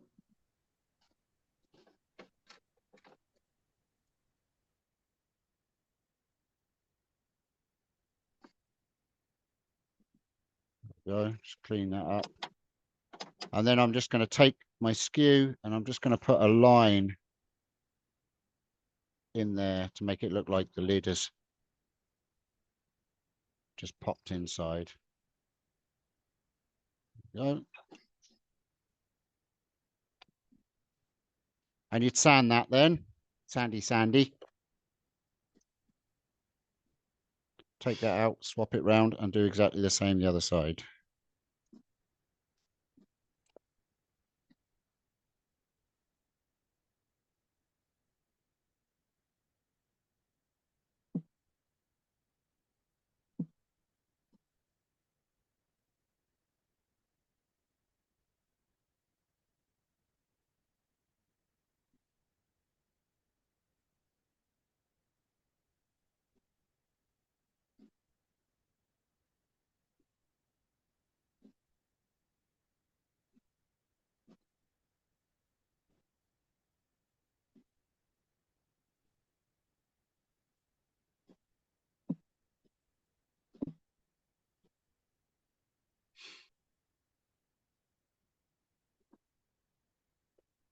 There we go. This size that adds the chip out. It doesn't matter. Just look like an old barrel. Now, obviously, you'd burn that side as well to make it look like the full ring. I'll do this side, but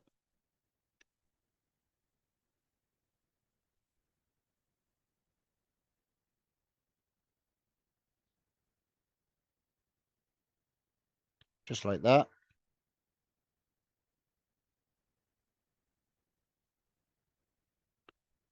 There you go. So it gives it that scorched ring look around the outside. Okay, that's good. That's our big barrel done. And now the last piece. Have we got time to do the last piece? You got plenty of time, Steve. Have at it. Good. All right, cool. So I have these round circles of oak that a friend gave me. They're for making whiskey smokers, but perfect for what we're going to do with this. So the whole idea of this is that I'm going to create this to make it look like the top of a barrel. This will be the base. So this will look just like the top of a barrel. This is going to sit on top of that then, like this. Let me zoom this out a bit. And then our other barrels are going to fix inside there, and they're going to sit on top of that. So it looks all like one ornament. Okay. So I'm just going to wind this in slow, just a little bit so it's shut.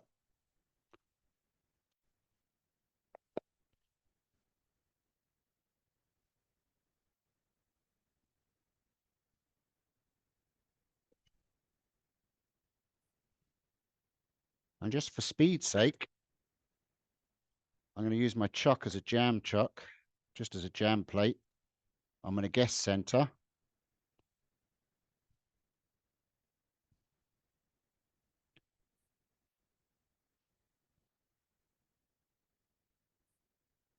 I'm just going to jam that against the chuck.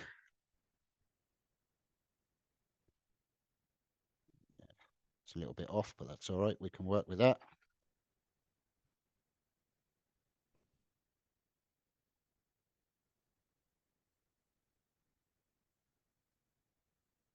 I actually had this discussion. I was in the chat, but of a live on TikTok the other day of how people forget to use different parts of the lathe to help them out. They try and stick to all the traditional stuff.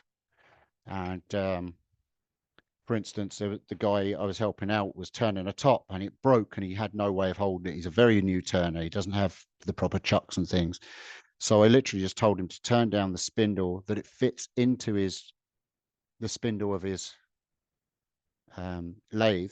So he used the inside of the spindle, the Morse hole, as a mortise to hold his piece, and he managed to work it that way. But it's things that people don't tend to think of. You always think that you've got to have all the correct tools, but there are ways around everything.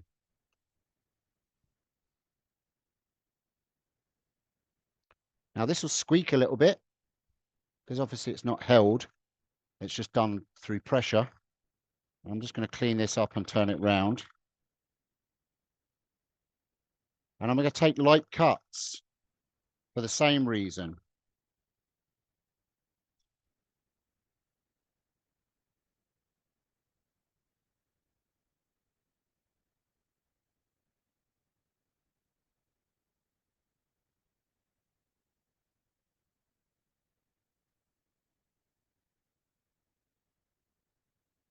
All I want to do is round this off.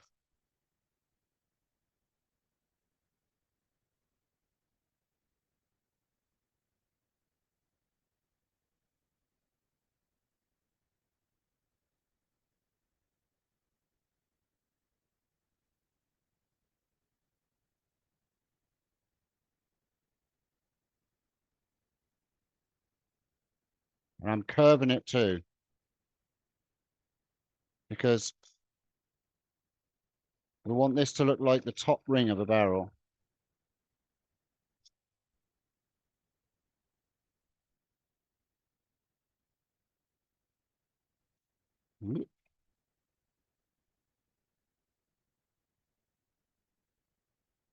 That's good, I think.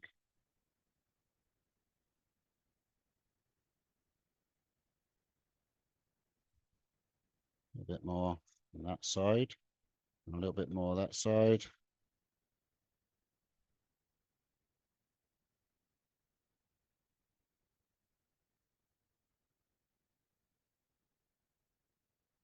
There we go.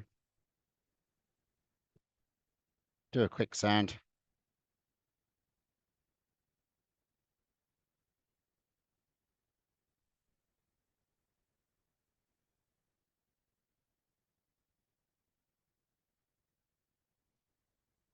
Got a little bit of mark there, but it's good enough.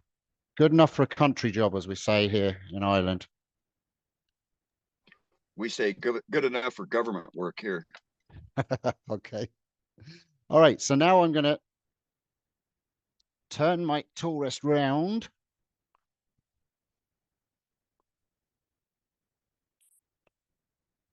To the side here.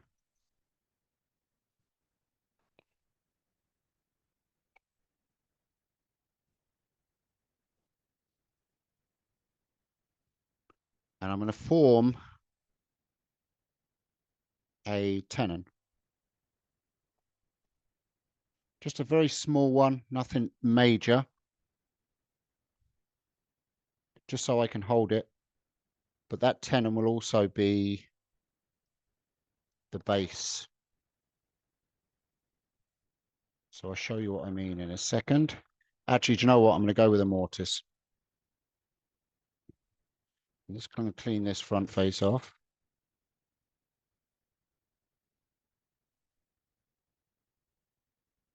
Because it has varnish on it, because it was a tabletop, I believe.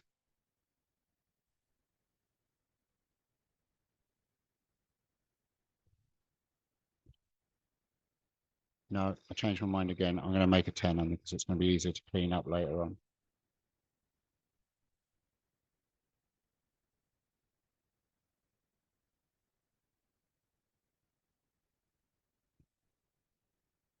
Okay, so I'm going to go probably about there.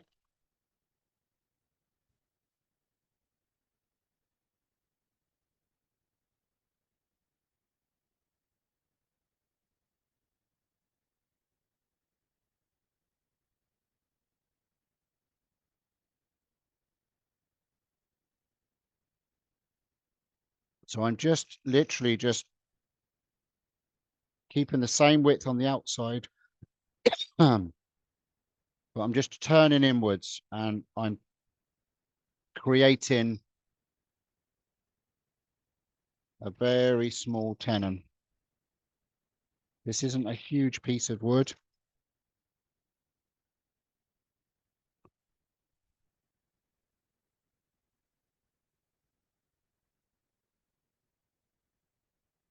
Now that'll be fine. We can clean that up afterwards when we flip it around. Okay. So I'm going to take that out again. And hopefully, if I've done it right, it should fit into these jaws. I was doing guesswork.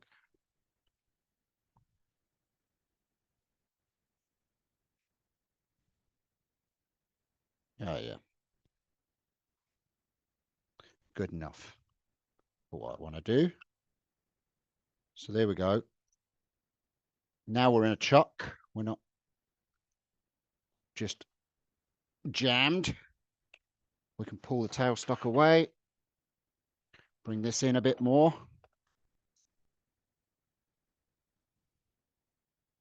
And we can create what is going to be the top of, my goodness, top of what's going to be the barrel. Hey, Steve, I got a question. Yes. Before you get started. How come you don't have one of our logos on your lathe? Because I haven't ordered one yet. Oh, okay. All right. Yeah. You can't say I'm not honest. No, no worries. I'm just giving you a hard time. That's fine. Yeah, no, I must order one. But that's my to be goal. honest with that's you, my goal. That's my goal to have our logo on everybody's lathe. Actually, there's a PDF, isn't there, on the yes, website? Sir. Yeah, so yes, I might just laser one and put it just under here. Right. Okay, so we're going to create what is the the top of a barrel. Okay, so this is the top ring of the barrel. So we're going to come back in here, probably come around about here, and we're going to clean this out just slightly.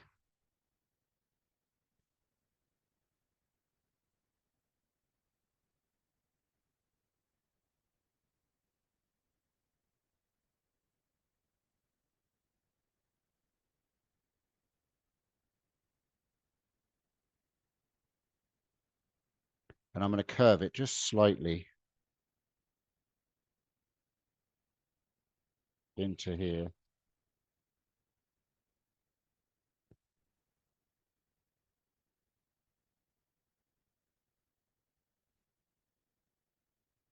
And I'll round this off like it's a band.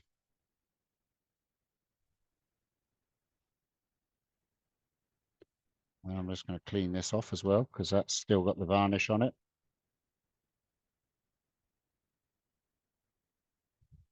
Okay.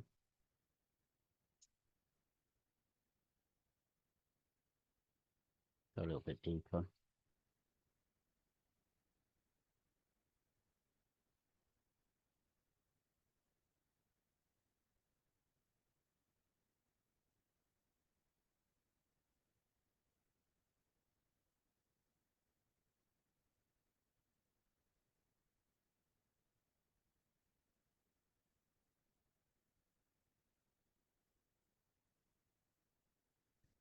There we go. And the same thing as I did with the smaller one. I cut in there to make it look like it's a lid. Quick sandy sand, nothing major. I would spend more time sanding, obviously.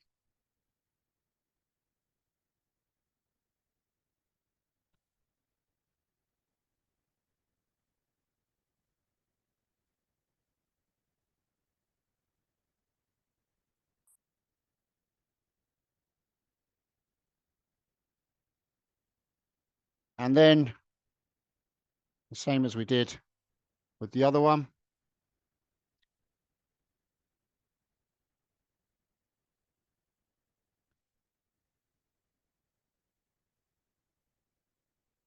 Do a scorchy scorch.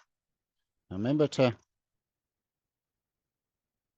bundle your paper up, because it does get a little warm.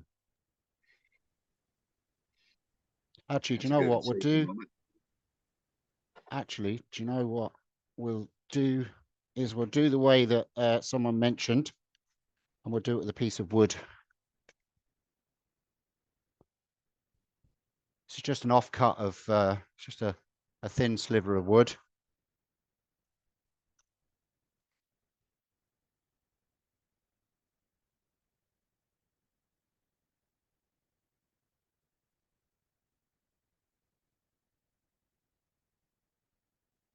One side.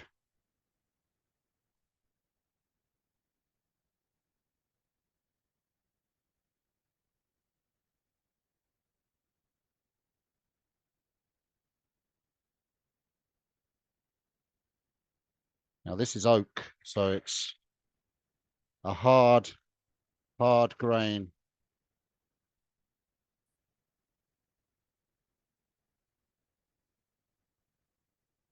There we go. Now it's starting to make the shape that I want.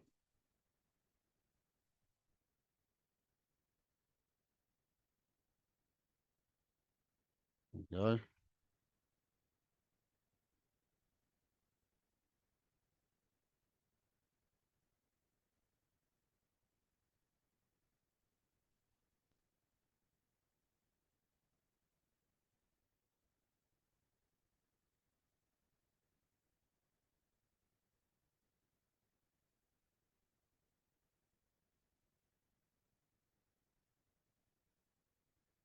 That's nice.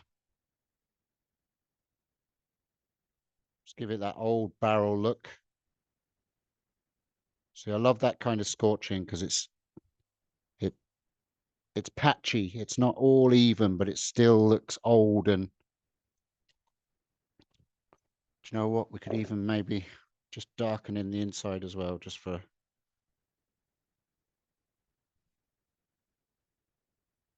Do it with the cloth on the inside.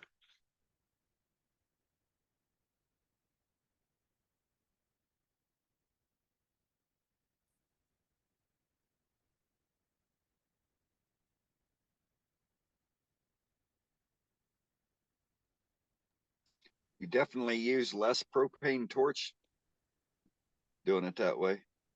Well, yeah, but I mean, again, with the propane torch, it's a naked flame as well. So the wood's going to be splitting and cracking. This, you're just putting the tissue takes the majority of the heat. And it's just a direct heat. But again, it's just, I just think it looks more old and antique kind of scorched than actually burning it. Yeah, actually more used. Yep. Yeah, exactly. Okay, so that is that top. So we'll take that out.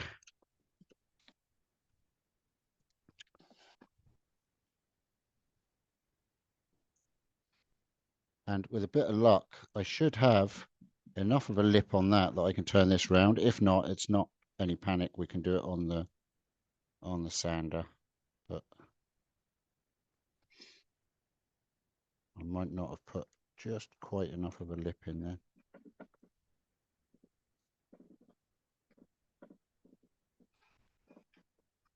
No, don't think so.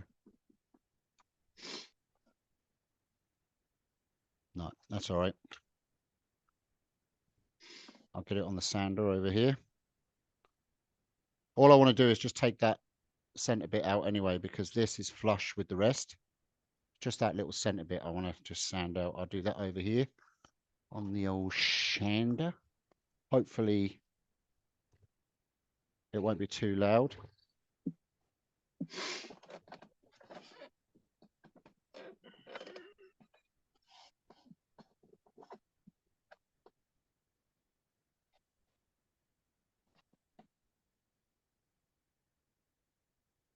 That's it. It's sitting flat. Okay, so now it's just a matter of constructing. Take the key out of there before Brenda goes nuts at me.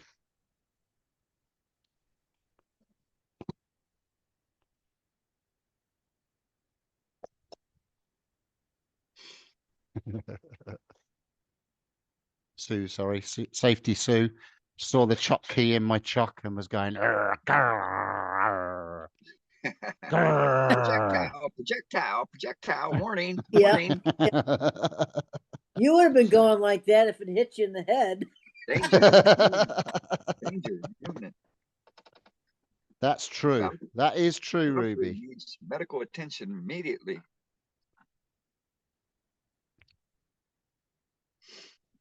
So there's one more piece that I've just got to do very quickly that I forgot about, but it's only going to take literally a couple of seconds. Is I forgot to turn another dowel to put between the bottom barrel and the base. Hey, Steve, can you use the shovel there? Yeah. I just get my son in to use that. But, oi, get in there and earn your pocket money. I wonder is that going to close down on that? Oh, I wouldn't be that lucky, would I? You got the State Farm effect there. Oh, so close. Yeah, that's all right. That's why you have the sleeves. Yeah. I'll use this piece. An old jam chuck with a piece in it. I knew I'd need that one day.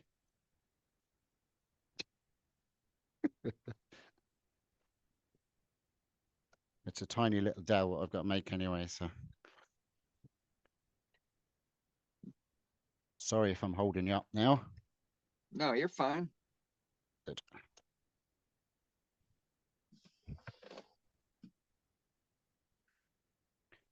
Okay, so it should have my size still on the. I do. Good.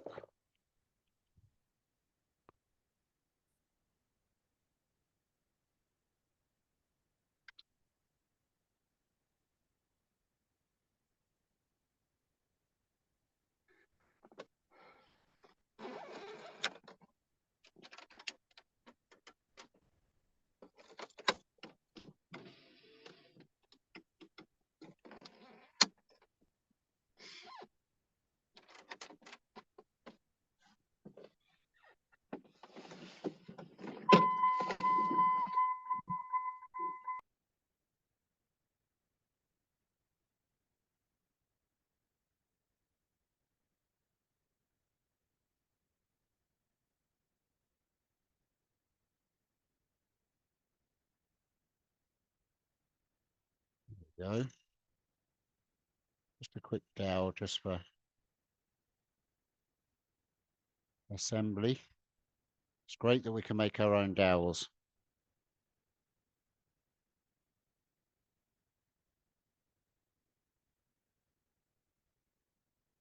Real woodworkers have to buy theirs.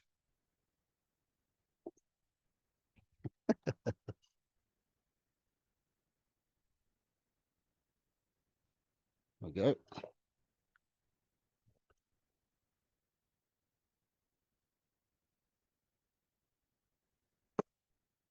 Okay, assemble. Blah, blah, blah, blah.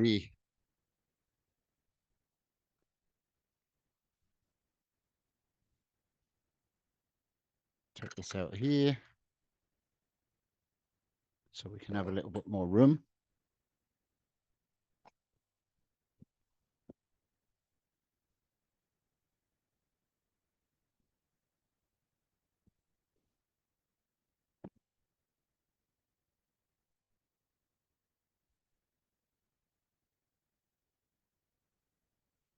Okay. So I want this barrel to be tilted just slightly. So I say just in the center of there.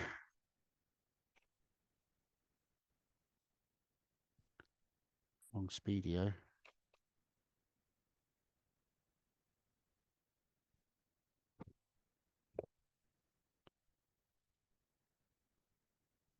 Look at that. Dowel fits and everything.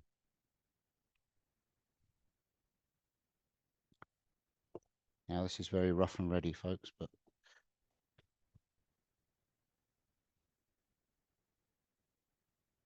battery's dying now. I'm gonna have to use the pillar drill now.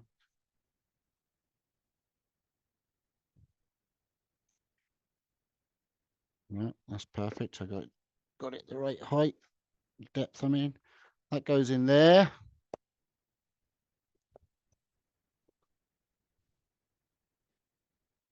Lost my other barrels. There they are. Now I'm going to offset these. I'm not going to put it in the middle either. I'm going to put it up here, I think. So I'm just going to take this over to the pillar drill and drill it because my cordless is a little bit sick. No worries.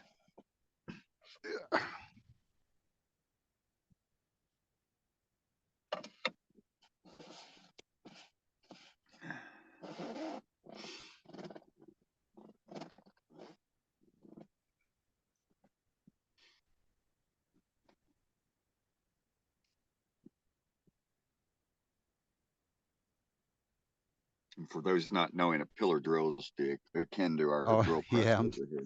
sorry about that. Yeah, I'm using. No, it's fine. How dare I use English terms? Hey, it's all right. I spent some time over there, so I know the terminology. Oh, that's okay. Yeah.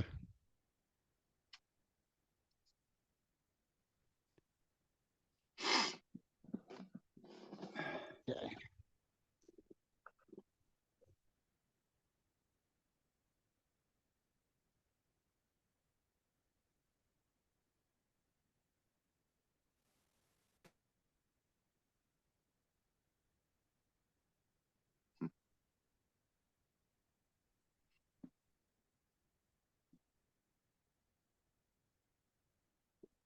Alrighty then. And that's that. There we go.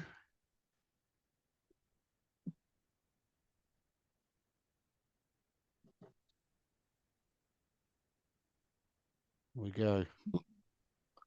Lovely old job, mate. Sound as a pound, snug as a bug in a rug.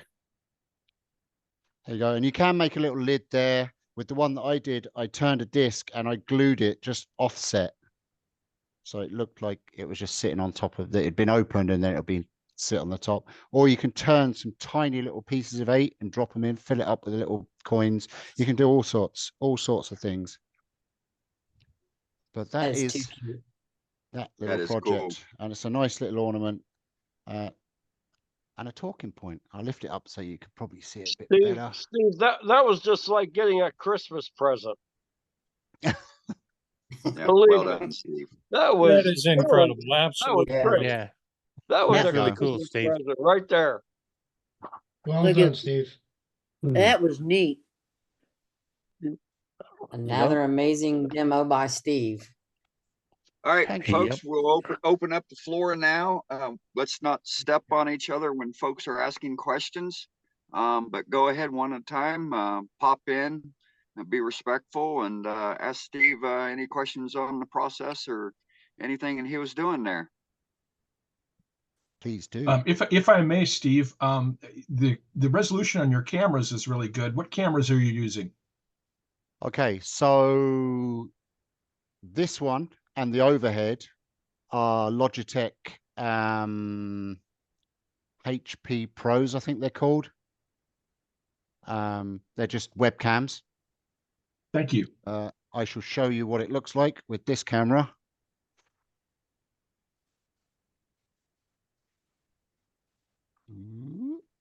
So they're just a Logitech. Oh yeah, it looks like a C920. Yeah. Yeah. Yeah. Yeah. So that's awesome. That's all that. So I've got two or three of those that I use. And then the other one, I've got two. I've got actually another one over here. I can show you it that I'm not using at the moment on a tripod. They're Panasonic handy cams.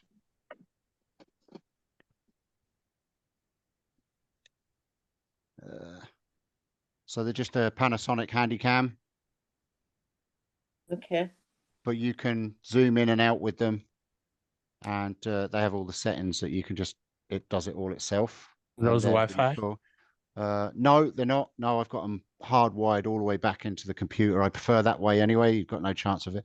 But these are, just if you want to write them down, Panasonic HC V180s. Thank you very much, Steve. Okay, Those are and the you ones need, I use. you need, so you need color cards or picture cards. They're like they look like a giant memory stick to convert them to be able to work into the computer. So you just put a HDMI lead from this to the computer and you get the adapters. They're about 15 or 20 bucks from Amazon, and you can adapt them to work for doing live streaming. Yeah, it takes the HDMI and then it allows you to plug it into your USB port on your computer. Exactly. Yeah, that's it. Right. Right. Okay, cool. So I'm sure while the I'm links waiting, will follow in the chat. yeah, if there's no more question, I'm going to show you this 8-tube piece that I'm working on at the moment.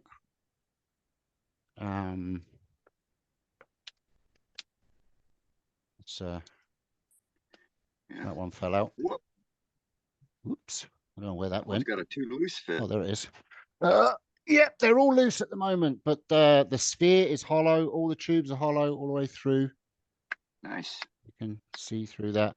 There's going to be some piercing and texture in it and all sorts, and then there's going to be some nice caps put on the tubes and all that. So it's just an art piece. Very cool. And this outer ring was turned from a ball blank. Right One on. piece. Yeah. That's what I'm working on at the moment, along with all the other stuff I'm doing with kids.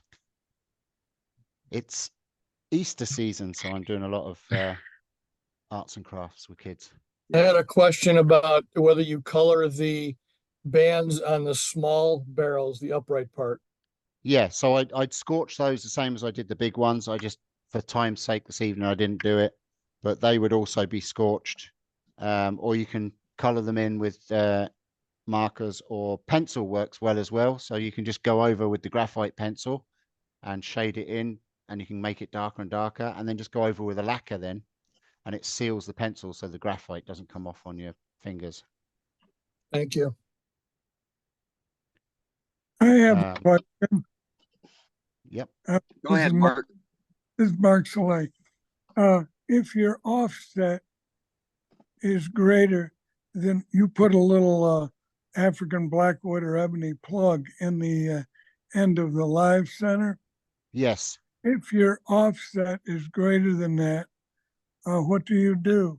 I use a plate. Then I always have parallel pressure to the headstock if I need to do a large piece. And I don't have to worry about it. I put one of those Merca micron or I forget the name of it, but I put that on there and it never scores the top of the piece. Yeah. I actually just got a new adapter from what I've got it here. So this is a live center. You probably got them in the States, but you can put your chuck on this. Yep. Yeah. So that'll go into the tailstock. So I could make any size piece of wood for support. Right. Put it into a second chuck, put it against, and use that as support as well. So if it's a bigger piece, or if it's something like that with a larger offset, as you were saying, where that small plug won't work, then you can just put the chuck in and use another piece of wood with a soft touch, or any kind of pad. Yep. Yeah, I use a piece of wood on an adapter that goes from 3/4 tin, on up. And then I put that Merca stuff on the face of the wood, because I finish the bottom of a piece a lot of times, then do an offset, but that puts parallel pressure and eliminates torque.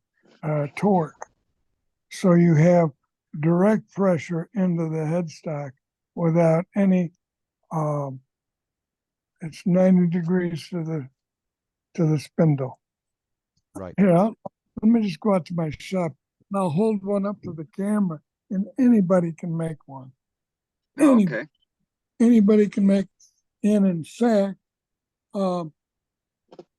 Penn State Industries makes a live center with a threaded 1/8 spindle on it.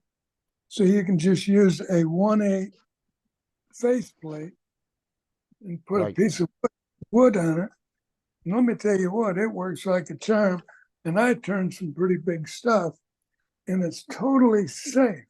You don't have to worry about, let me turn this thing on here. Yeah, any way that you can support your workpiece for safety. That's why I always kind of bring my tailstock up as much as I can for support. Much safer to have support.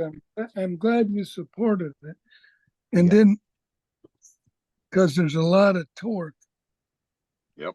Yeah, and also flex as well. So with a piece like this, for instance, if I'm working on a piece like this, where there's a lot of flex and you've got that between centers, what I'll do is I'll take scrap sticks. Now it'll be a bit thicker than this one.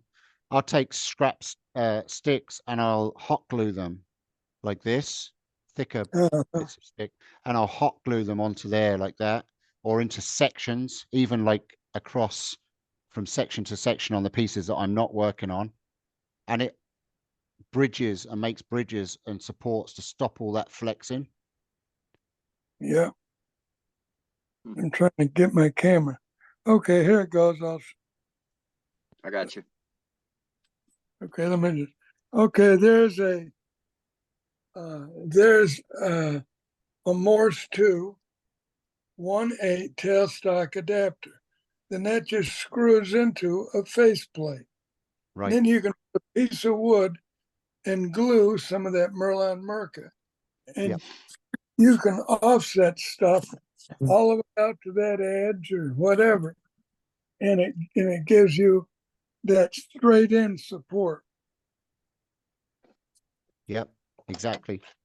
And that's very safe. Again, I've got them bigger too. I've got several of them here, but thank you for making sure that was on there. It's very important for new turners that don't understand that some of that centrifugal force, or if you start putting angled torque on wood, you're going to be in trouble quickly. Absolutely. Yep. Thank Support you support very is much key. for that. Oh, you're welcome. Yeah. So basically that's the Mark. same thing. So that's the adapter I have. I've got the faceplate there, and that will screw straight Right, onto that. so And just screw on I could, yeah. So you can do it that way too. Yeah, exactly. screw in some wood and then put some of that Merlon Merca. And if you're sanding down to 800, then make sure that you don't have Merca that's on there that's a larger grit. Make it Right. so it'll always be smooth. All Exactly. right. Thank you very much. Oh, thank you. All right. Anybody else have any questions, comments? Kudos?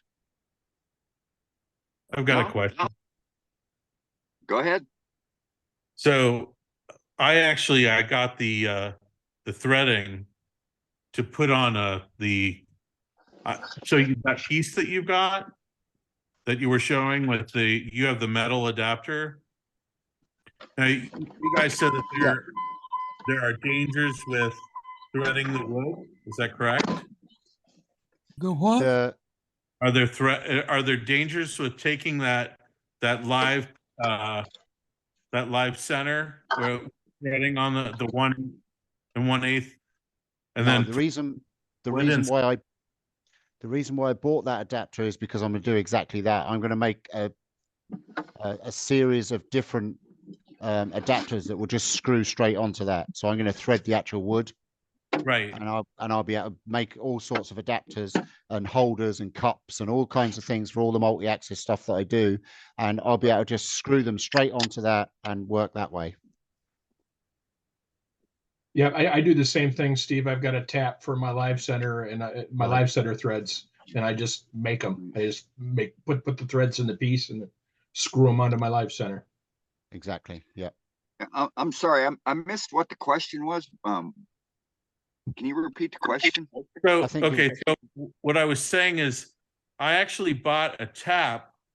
It was a 1 1/8 inch tap so that I can actually thread the wood and then use wood for my live center. Right. So that I can make or I can make a bowl or whatever I want. So you can make your own soft touches. Right. Yeah. And that's why I got that adapter. Yeah, absolutely. Yeah. That's perfectly fine because most of the time when you're using tailstock support, it's pressure support and there's no side force on it.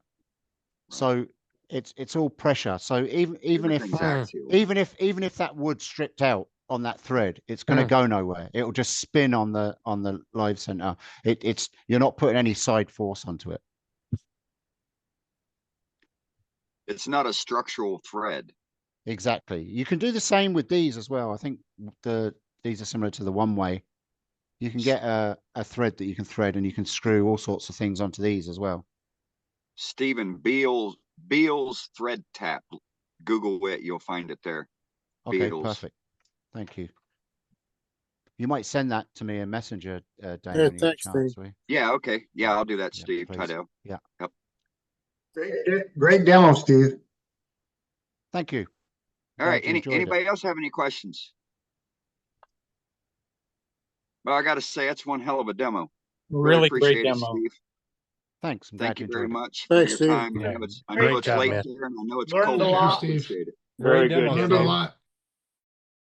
Nice and toasty here, actually. I've got my heater on. Right on. Well, time to go crack a frosty now. Absolutely, yeah. And then I'm off to work again tomorrow morning with I think 16 autistic kids tomorrow. So. Oh, nice. We hope to see you again soon. Oh, yeah, anytime. Like I said, anytime you Okay. want me to jump in, Dane, that's no problem at all. Okay, sounds great. Yeah, we'll be talking. That was amazing, Steve. Thank you. Thank you for You're sharing. welcome. Yep. Thank you very much, Steve. That's a great demo. Anytime. Thank you. Okay, let's go back to Captain Eddie. We haven't heard from him tonight. Of course, I didn't give him a chance when we first logged on. Captain Eddie, you still there? You got your camera off.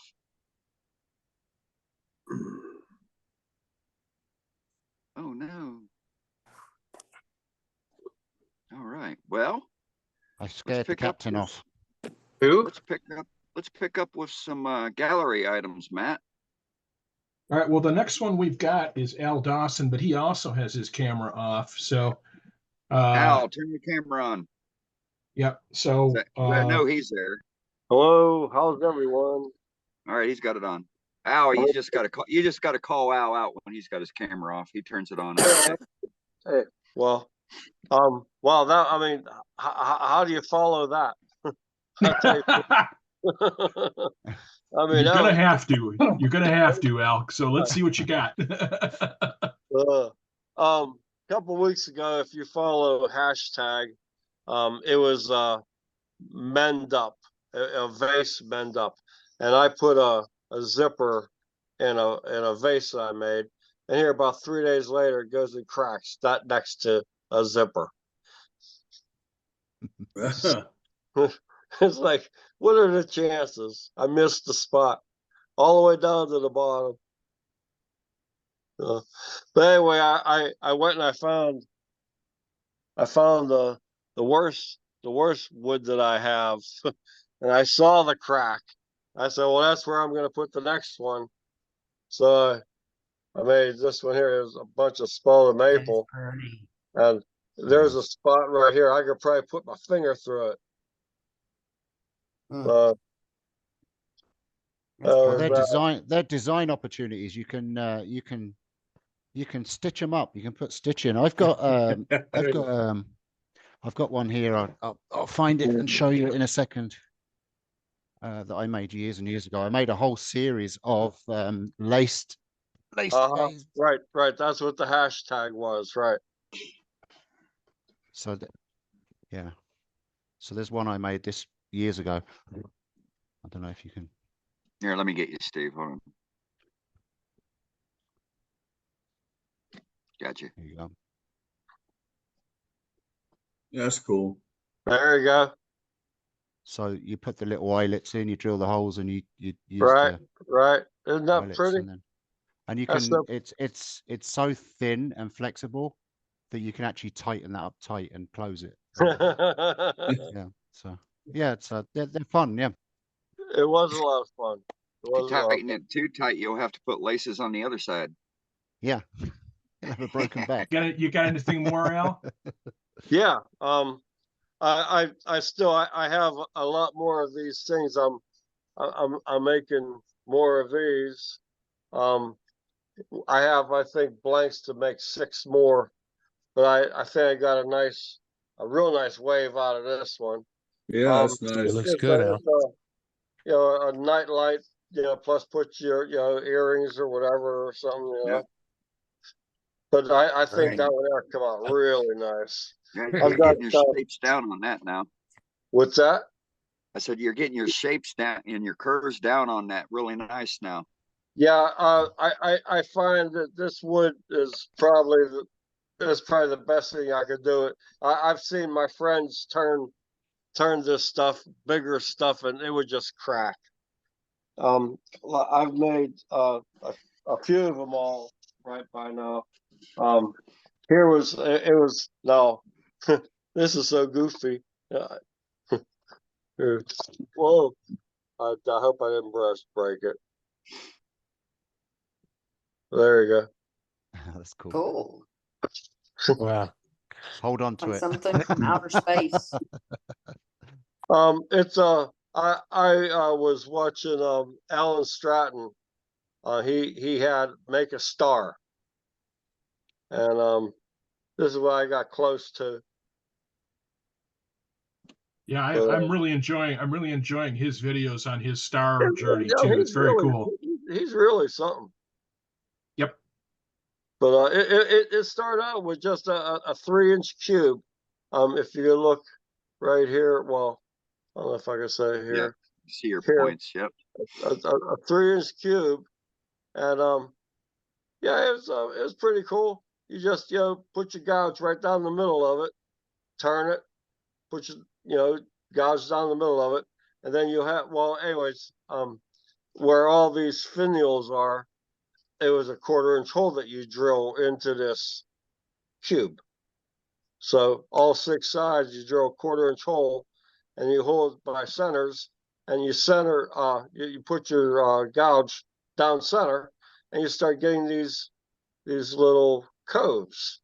And then you turn it this way, and get these little coves. You turn it this way, you get these little coves. And then you fill them in with these finials. I figure the easiest one that I could probably duplicate would be something like an onion, you know. So I went, that way, just 3 onions. But I thought it was kind of neat. I thought it was kind of neat. Yeah, you should check him out. He's pretty good, pretty good. Anyways, I hope everybody's doing good, and everybody have a good evening. Thank you so much. Thanks, Yep, Al. thanks, Al. So, So next up, we've got Billy Burt, and he's here. There he is. Okay. Dunny. Are unmuted. Well, I had this funky piece of, I'm going to call it a burl for lack of a better word, because it kind of was growing all kinds of weird. It came off a live oak tree, and it was where somebody cut a limb off, and then the tree grew this thing around where that limb was to protect itself. Yeah. And it had a big void in the bottom, and it was really big void. But look at that grain. Nice. I mean, there is chatoyance all over. The camera's not picking it up, but I mean, even in the bottom, if you see that in the light, it changes everywhere. And I didn't want to lose much of it, because this thing went pretty deep. It was about yay tall. Right now it's about 6 inches wide and about 3 inches tall, thereabouts. Had a big chainsaw cut through it that I filled with black CA and turquoise. And that inclusion continues into the inside, but it's not done yet. I've got 2 coats of lacquer on the inside and 1 on the outside, and it needs more. I wish you could see. This is just not showing the chatoyance this thing has. It is crazy. The grain in this thing is absolutely nuts. It goes everywhere. that's pretty.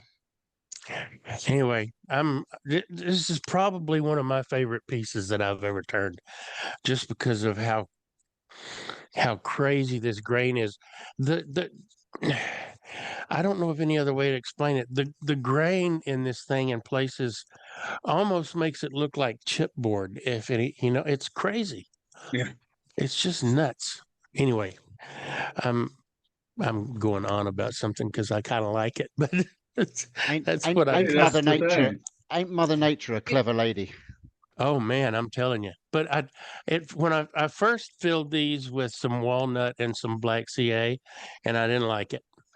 They were just squares of walnut that I put in there, and I didn't like it. So I cut them out and filled them with turquoise and black CA instead, and I think that was a much better choice. Looks nice. Anyway, I'll shut up Very now. nice, Billy. Very nice, Billy. Thank you. Billy, I think you should send that to me so I can get a better look at it. Yeah. Brenda, if you want a better look at it, come to SWAT. It'll be there. Yeah, don't send it to her, Billy. You'll never get it back. Yeah, I know. Thanks. All right, cool. Well, next up was we got Charlie Bundy. So what do you think, Charlie? Is he frozen? Yeah, maybe he's frozen. Okay. I'm muted. So, now he's muted. oh, How's that? There he is. Yay, Better. there he is. Well, it didn't want to unmute. I like last week to continue making little stuff again.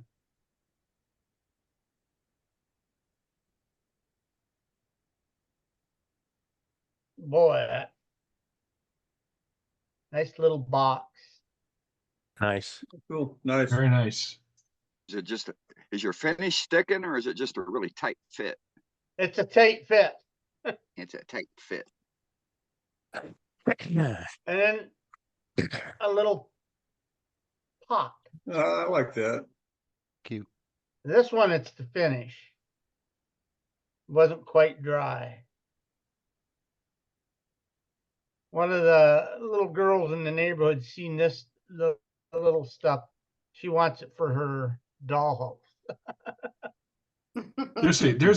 There's a huge market for small things and dollhouses. Yeah, they want it fairy for fairy free. houses, and yeah, it's yeah. And another small box. I had to find a way to get rid of all my little stuff without burning it. Wow. And Those are I all don't really know nice, what Charlie. most of it's maple or cedar.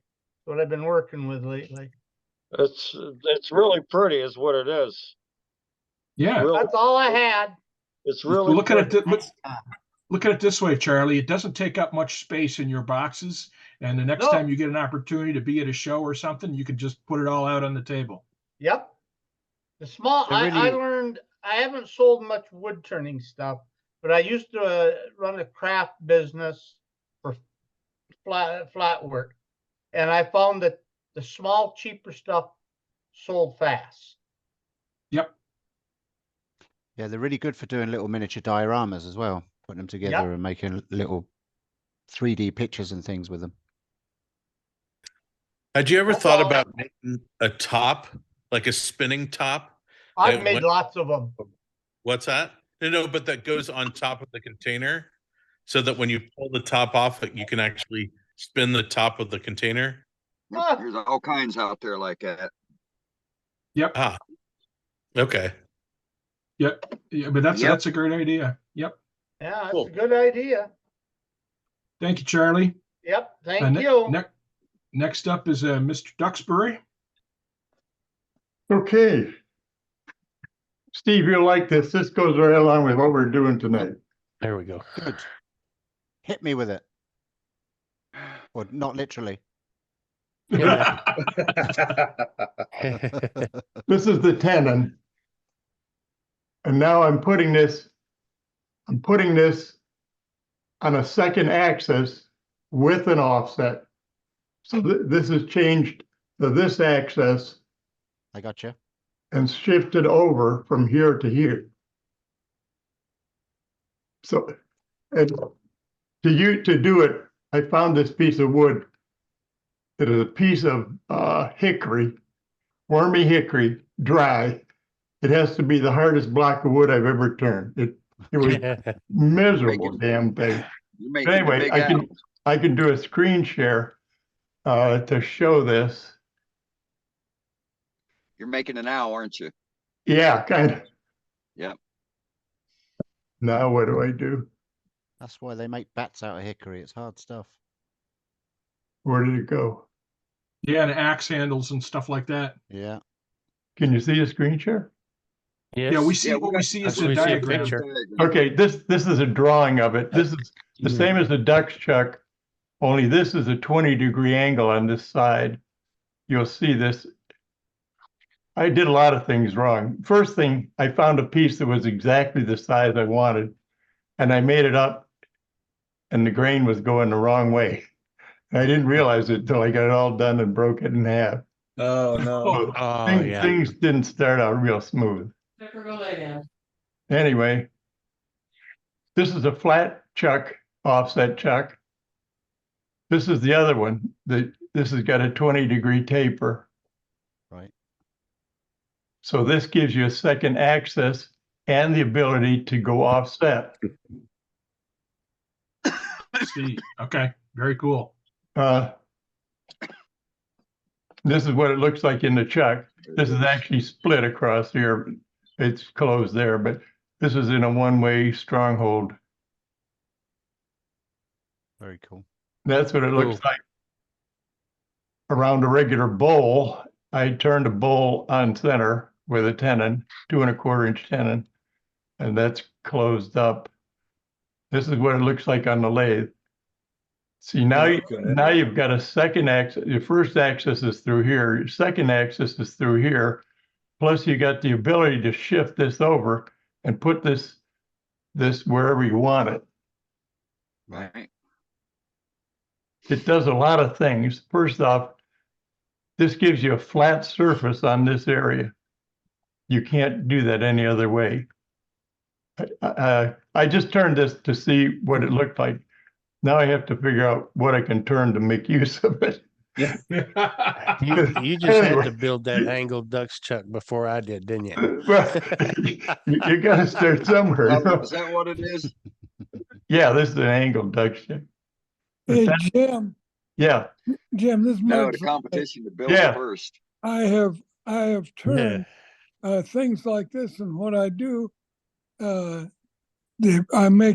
put these ikebana inserts in there, and you can make these ikebanas with these weird angles here, and especially the Japanese people, they love them because they're always made offset ikebanas, and then if you create the multiple angles on it, they're very, very fun to do, and they look beautiful.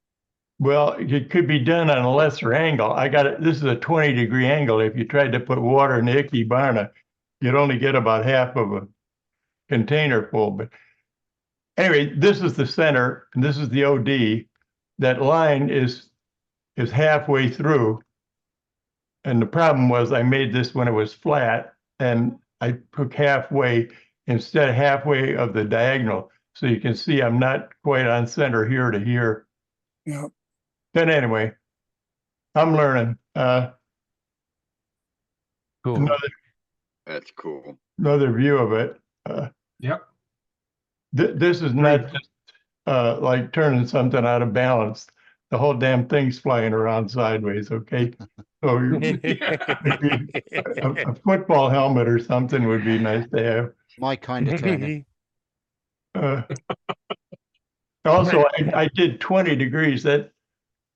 That's not the max you could go, but I thought I'd do something extreme rather than start out at 5 degrees or something. But this could be made anything you want. Yeah. Yeah, no sense in going halfway, huh? Yeah. No, that's just cool. I'm just wondering if you made a duck's chuck and that holds a sphere with a flat face on it, you could spin that sphere at any angle you want within the chuck. Yeah. And tighten it down so that the sphere moves in any angle. So you tighten down on the sphere then, and you can put it at any angle you want then. The sphere is a unique piece. No matter what axis you put a sphere on, you're on the same axis. You're on one of the axes of the sphere. But if it has a flat front. Oh yeah, if you had a flat front, yeah. Yeah. So yeah. So you'd be able to orientate the sphere with the flat front at any angle you want then, and then fix your piece onto it. Yeah, you're talking about using it as like a ball and socket joint, right? Exactly. Yeah. Yep. Yep. Well, I don't know. There's got to be a use for this thing. So I was going to do three flat surfaces instead. Anytime you do something offset, to go 2 offsets is the most extreme you can do. When you do 3 offsets, you start blending them. 4 offsets, they start to lose. You don't see the definition. But anyway, this is 2 offsets. I could do a box. I could do a recess in here and then turn lids for this. I don't know. You could do all kinds of things there. But anyway, well, you could go shallow pyramid, 4 sides and do 4 offsets that way. Yeah. When you'd have to shrink your bowls though, right? Yes. Maybe. And it starts blending. I had it laid out for 3. In fact, the marks on the bottom are used to be for 3, but 2 is the most extreme. So I thought I'd do the most extreme to see what happens. I wonder if you do a 2-angle lattice. Hey, Jim, you know what I see now? I see ET and you need to make his neck like a crankshaft. There you go. I see an alien mask. Right there. That's ET right there. How did you glue the two pieces of wood together? No, they're just compressed. No glue. They No glue open up. used there. They have dowels, I think I saw. Yeah, they're compressed inside the it's chuck. dowel through here. Yeah. Yeah. The splits through the other side. Anyway. They're just there for support. Very cool, Jim. Great stuff, Jim. That's the bottom. The bottom has, the layout was for 3, but after I turned the first one, I changed the layout. That happens. That happens sometimes. That's what it looks like from the side. Miserable piece of wood. Oh God, you get a piece of hickory, burn it. Yeah. I've got a bunch of hickory. I like turning it. Oh, you can have mine. That piece, yeah, my hickory doesn't look like that. That looks like apple to me, but I'm sure you're right. But it's oh, that's it. Going to phone home now. My hickory is open grain like oak is. That's it for me. That's a. All right. That's enough, man. That's crazy. Next up is Jim Selby in Jacksonville. Oh, there we go. Hey, Jim. Hey, now I'm going to try to show these pins that Gary made. So see if I can share the screen. And no, this ain't working. Well, I don't know. You want us to come back to you, Jim? Well, I tell you what, I'll try to figure it out, and maybe I'll show them next week. Gary's already off of here, so I will show what I made. This is another one of the little flower vases that I make. This one I hollowed out instead of just drilling out, and it's made out of Claro walnut, finished with the Beal buffing system. Very cool. Pretty. Right, thank you. Well, I'll try next week. Thanks. All right, no, well, that's good. Thanks, Jim. So what Jim is trying to show is Gary Hoffman turned 25 pins for the Freedom Pin project, and Jim distributed them to the Navy base down there in Florida where he's at. Oh, neat. Yeah, I saw the pictures. That was cool. Yeah. I was just going to try to show the same pictures that I put on Facebook. Right. So everybody else could see them. But the one thing I do have to say is people thanked me for doing it. I just passed them out. Gary made 25 pins and they're great. Really nice looking. You know, it didn't take any talent for me to do it. It took talent for what he did. So right. And I wanted to thank I wanted to thank him especially. He really did a great job. Yeah. Thanks, Jim. Thanks all of us. Yeah, I'll let him know. I'll let him Jim. know of the call out, okay? All right, thanks. You bet, buddy. Appreciate it. Okay, next up is Craig. Hey, good evening. That's not me. Hey, Dan. Coffee, getting a drink. Oh my That's God. Hey, Yeah, make there that I face am. go away. There we go. Perfect. Hey, Craig, didn't you already show something? today, no. Oh, No. I must. Oh, you know what? I'm confusing it with the video from last week I was watching today. Go ahead. Oh, okay. Yeah, no. I've got a couple things finished from last week. This is some more of my fog wood. And I wanted to make it thinner in here, but I realized that I was going to take this entire section out if I went any further. But I love the way the bark is. That's cool. Looks like And Santa's sled. Nice. Yeah, it's cool. And I think I'd shown this, but last week, this is some of my spalted oak. and we're talking about this crack here. Right. I looked at it and the crack has extended, so I did a little bit of super glue at the ends. Hopefully that's going to help hold it together. Otherwise, I'll have 2 individual serving dishes out of this. And that was with Danish oil. Still getting used to that and everything, but parts of this, even in the really hardwood here, parts of it really don't seem to shine that much. Can I use something like the Howard's feed and wax on that? Not going to shine. Well, you can, but Howard's feed and wax will not give you a shine. Yeah, I found that out too. Your Danish oil ain't going to shine either. I'm sorry? And your Danish oil isn't going to shine either. Okay, okay. Well, do you have any buffing? I'm learning. Can you buff it? That's the first couple pieces I worked with Danish oil. And Dane, don't you work with tung oil a lot? Yes, sir. Yeah, well, so I got my process on the tung oil in the newsletter that was published last week. Okay, I'll have to look that up. That'd be great. But I decided to experiment a couple dishes. They're both about 6 inches. They came out nice. It's only got two coats of tung oil on it so far. But this was an experiment. Everybody had been talking about using the hot glue and sacrificial piece to go into your chuck, or so you don't have to drill in and drive screws into the wood itself. And I tried that. It worked really good. So I was pretty pleasantly surprised. That's good. Craig, the large piece that you were showing us that you said you've got this one, that's an end grain piece, is it?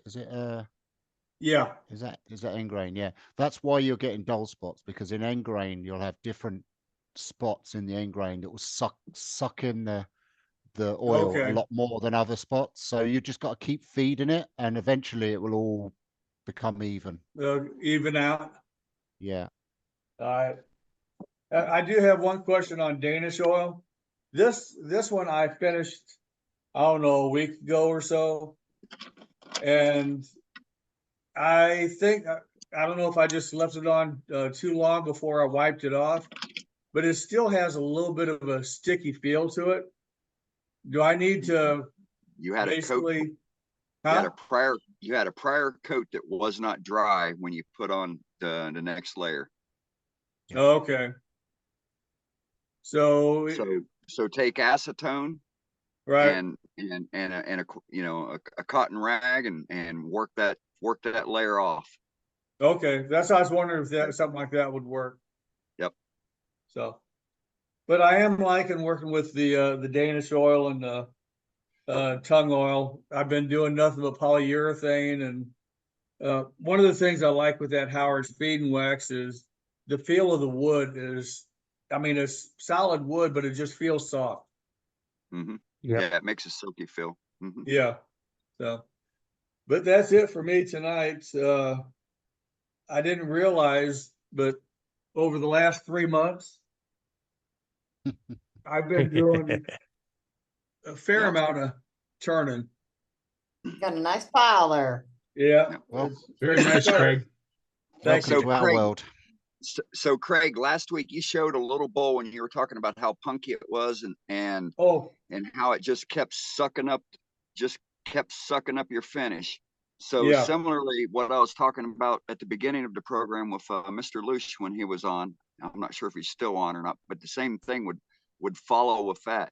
If you soak that give it a nice liberal coating of bowed linseed oil, wipe off the excess, and then come back over it with a thin CA, it'll wick down in there. It'll seal that grain, and then it will give you a surface to start being able to build the oil. Otherwise, it's just like a sponge. It goes in, it dries, and then it says, "Feed me some more." And how much money you got to buy Danish oil, because it'll take as much as you can pour in. That's right. I mean, this actually feels heavier than when I was finished off of the lathe. So some and so soak it in and so, linseed and so I oil think and he's then yeah. So coat it with boiled linseed oil, wipe off the excess, and then use a quality thin CA. And yeah. then whatever if you're using stick, the acetone based CAs, it's probably going to dry quickly on you, so you're going to have to work fast at it. All And then right. whatever ridges or bumps that you get from it, sand them off, make your surface nice and clean again, and then you can go at it, with a shine. If you're looking for a shine, with a shine, polymerizing oil, whether it's wipe on poly, straight poly, or the tongue oils, and start building your finish. Yeah, I found out that you don't want to try to buff something like this. No, you don't. Because all of the fibers from the buffing pads were catching in all the holes. Yep. So. Right on. Lesson learned. Yep. It's very cool. We all been there. Yeah. So Joaquin's got one. Okay. Yeah. I was We going to got say, a couple people ahead of them. Yeah. there's a way Kelly around. does, Lynn does. Hold on. Mark's got something to add to this. Hold on. If you guys have burly things or barky things or inclusions and like that, and if you want to buff it, just use a horsehair wheel. It's pure protein. There's no dust. There's no lint. There's no nothing. Okay. And you can get from Landis, USA. They're made for all the shoe shine shops. But horsehair wheel is fabulous for all that stuff because there is no lint. Okay. Very cool. Thank you so much. All right. Well, next up is Mr. Kelly. All right. So I was running out of bowls for my market, so I've been turning a bunch of bowls. Here's a coffee cup. Here's about the size of the bowl I've been turning. Just pretty good sized bowls, mostly pecan, and then I turned this one. Oh my God. And I'll show you a picture of this one because it doesn't show up real good in the lighting that I've got in here. I'll do a share screen so you can see it.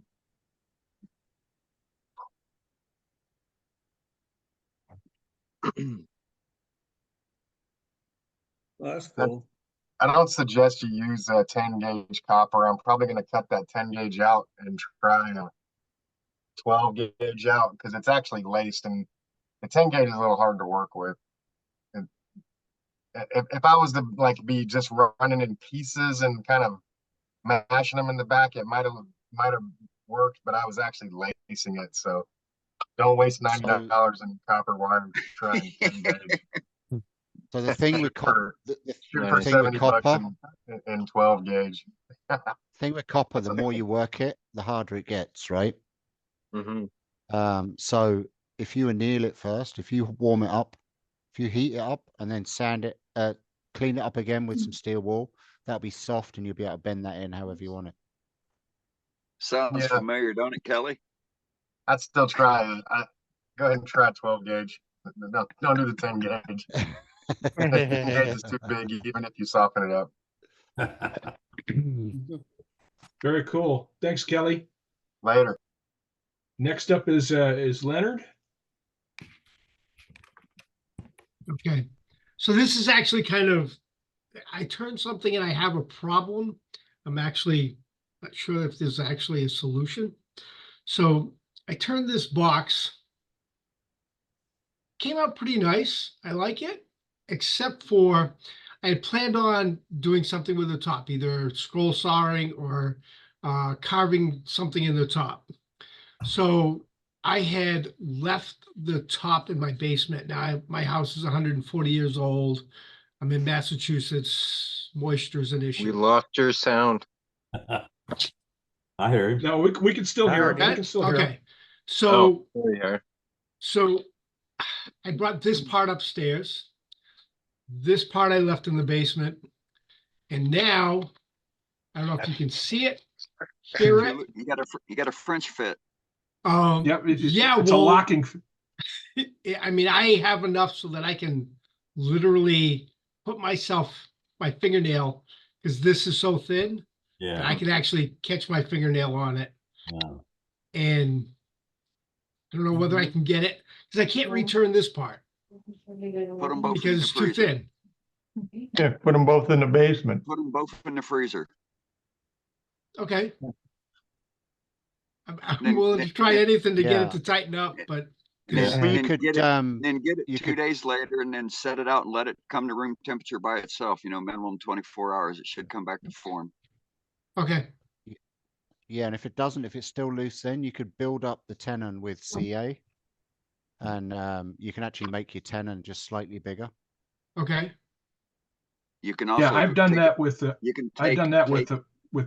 Go ahead, Dane. Go ahead. Okay, so are you still able to rechuck the base? From this side only. I can't do this side. No. Well, I could if I glued a block on it.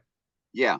So if you can do that, so then on your tenon, just right in the center, cut a groove in there, and then take a little bit of CA put in there, and then take some thread and wrap and fill that little groove up until it's proud, until you got a nice tight fit, and then keep putting CA around that thread gasket that you're making. Okay. Go ahead, Matt. Yeah, I was going to say that I've used polyacrylic, which is a Minwax product. It's a thicker, and I've built up using polyacrylic, but I like your idea better, Dane. That thread sounds like a really neat idea. You can also get a piece of felt off of Amazon, super cheap, and cut a little bitty teeny tiny strip and put a little felt. It'll just look like it's something that somebody made in 1970. It's kind of like flocking material.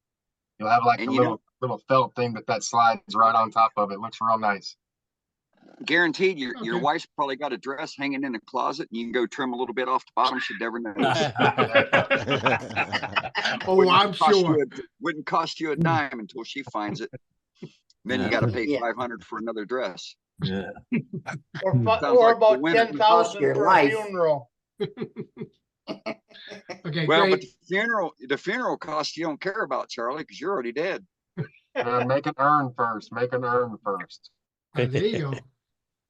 All right, thank you. All right, good stuff. Thanks, Leonard. All right, and next up is Joaquin. All right. Save the best for last. They let anybody in here. But I wasn't able to get out in the shop much, but I was able to get out there and turn this brandy goblet, and it's out of mesquite, and it nice.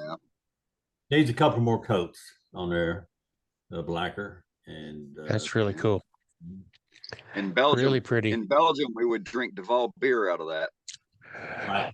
I don't think you got it thin enough. What kind of lacquer are you using that survives like the alcohol? That's awesome, Joaquin. Yeah, I take my lacquer and I mix it 50-50. Now wipe it on, wipe it off. All I want to do is seal it and then varnish it with a B varnish, on the lathe with a rag or a paper towel, and it just buffs the heck out of it. And well, I mean, how are you? Like, lacquer doesn't handle alcohol or liquids well. Like, what kind of lacquer? It's not to drink out of, Matt. No, but okay. But it could be if you didn't finish the Then why inside. make it? Right there. Right, Charlie? I didn't like the shape of this goblet. I do too. It's awesome. Skinnier here because I think they kind of like this, and I think a little bit too much on the bottom. Look up Duval glasses. Duval? The Duval beer glasses. They're shaped just like that. Are they? Yeah. Yep. Brandy snifters are too. You could use that to drink. My friends over in the UK and mainland Europe, they know what I'm talking about. Yeah. Well, Barbara Dill, she makes that twisted cup. I haven't got it in here, and she fills it with CA glue, and she drinks coffee and tea out of hers. So I've got coffee mugs that I've done the same. Yeah. Yeah. Uh-huh. I do the same Mesquite, thing you with don't, my mugs I make. with mesquite, you don't have to worry about sealing the inside. Pretty much. I agree with that, For Dane. liquor. Mhm. I do too. Yeah. But I mean, you're just going to get drunk really quick with that cup because you'll have to drink fast before it leaks out. I don't know. I don't think it would leak out of mesquite. I don't need. Trust me, it doesn't. I've No, made it won't. many glasses out of mesquite. Yeah. Well, you guys are living in a different world than I am. All my wood's leak. And I've tried them all. Yeah, I do sometimes complain because we don't have the wood y'all have up north. But You must be making those funnel cups, are you? Yeah, it is always get me out of a bind. Well, very cool. All right, good stuff. All Well, right, that exhausts my gallery list for the night, Dane. Well, that's good. That takes us right to the top of the hour. Yep. Which is the end of the official meeting. So I want to say thank you for everybody that came in and joined us on the tailgate tonight. We had one heck of a demonstration by Steve Tydell. Yeah, we got to go over. We got to go over and talk to Captain Eddie. Captain Eddie. Hey, You've been quiet tonight, brother. I've been pretty quiet. I've been watching what's going on. I don't have any backup piece, Steve. I like what Steve did. Oops, about it. That's a good demonstration. That's like Scott Hampton's thing. But you got to have demonstrations, just don't do it. Well, we had a good evening. A lot going on, folks. And somebody said about putting a decal on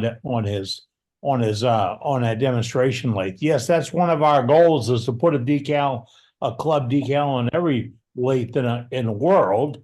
And if you want more details, all you have to do, there it is. There's the decal right there. And Matt's holding up one of the 10 that he got for $5. And he sent me a check or money for $5.